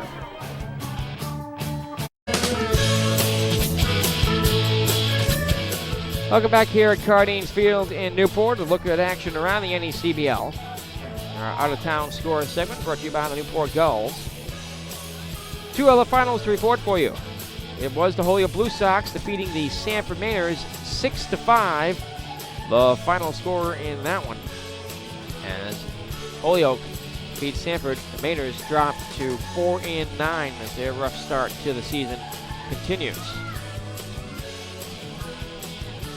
So Newport will face Nathan Harsh on the mound for the Holyoke Blue Sox tomorrow. He'll face off against Tanner Clipperod as Gulls travel on the road. Elsewhere, in Western Division action at Alumni Field, Keene, New Hampshire, the Swamp Bats come back from behind to defeat the Northampton Steelcats 5-2. The battle between the 2 first-place teams in the NECBL West.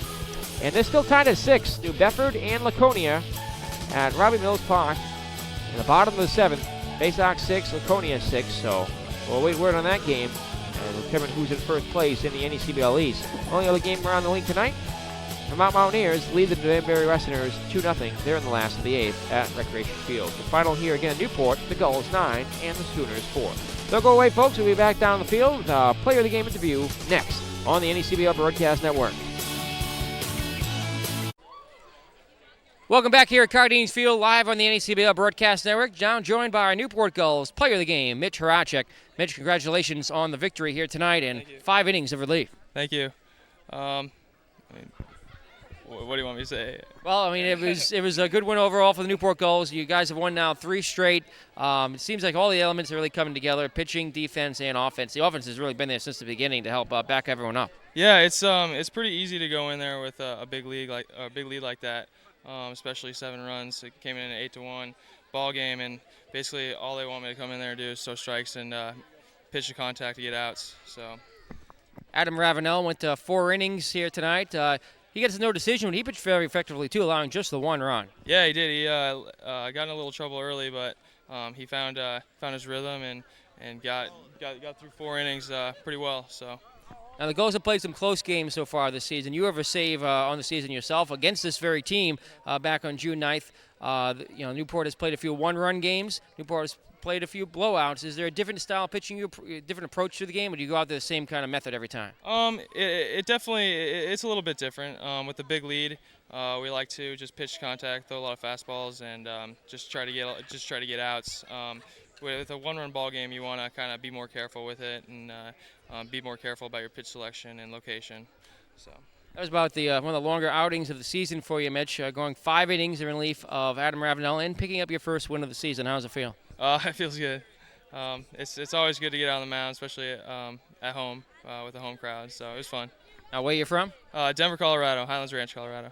So is this your first time out on the East Coast in the Newport area? Yeah, it is. It is. I actually go to school on the East Coast, but it's my first time in Rhode Island, so it's fun. I like it.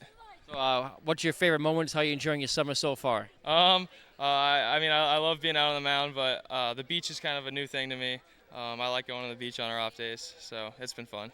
Hopefully you get a few more off days coming up, but Newport Gulls go back on the road tomorrow to face the Holyoke Blue Sox. Mitch Horacek, you're on Newport Gulls. Play the game. Congratulations on the victory tonight. Thank you. Thank you. And we'll be back in a moment to wrap things up next here on the NECBL Broadcast Network. Welcome back here one final time at Cardines Field here in Newport. Let's pause a moment and thank those who made this broadcast possible. The executive producer of Newport Gulls Baseball is Tom Lima. Our director tonight, Catherine Haas. Our on-site engineer was Maddie Haas. Our audio technician, Jackie Beatrice. Our production assistant was Milka Tolich. Our associate producer, Kevin. And also our stand by, Tommy. Cut. Welcome back here one final time here at Cardines Field in Newport, Rhode Island. The Newport Gulls defeat the Mystic Schooners by a final score of 9-4. Let's pause for a moment and thank those who made this broadcast possible. The executive producer of Newport Gulls Baseball is Tom Lima. Our director tonight was Catherine Haas. Our on-site engineer, Maddie Haas. Our associate producer, Milka Tolich. And our production assistant was Kevin Martin. Our audio technician, Jackie Beatrice. And our official scorer was George Bissell. Great job, Nick. Thank you, Chris Passos, also joining us here in the post-game show. And for Kevin Newton, I'm Nick Lima here at Cardines Field. Newport Gulls win it here tonight. Have won 3 straight and hold on to first place in the NECBL Eastern Division. Final score, one final time, 9-4. Gulls go back on the road tomorrow as the Gulls take on the Holyoke Blue Sox on the air. The pregame show, 6:25. First pitch at 6:35 as Tanner Kleberard gets the start. We'll hope you join us then. Gulls return home to action against the Eastern Division here on Friday night at Cardines Field, the host of Sanford Mainers. First pitch at 6:35 on the pregame show at 6:05 for that one. Again, the final score here, Newport 9 and Mystic 4 as the Gulls improve to 9-3 in regular season play. I'm Nick Lima here at Cardines Field. Thank you all for tuning in tonight. Until our next broadcast, so long, everybody.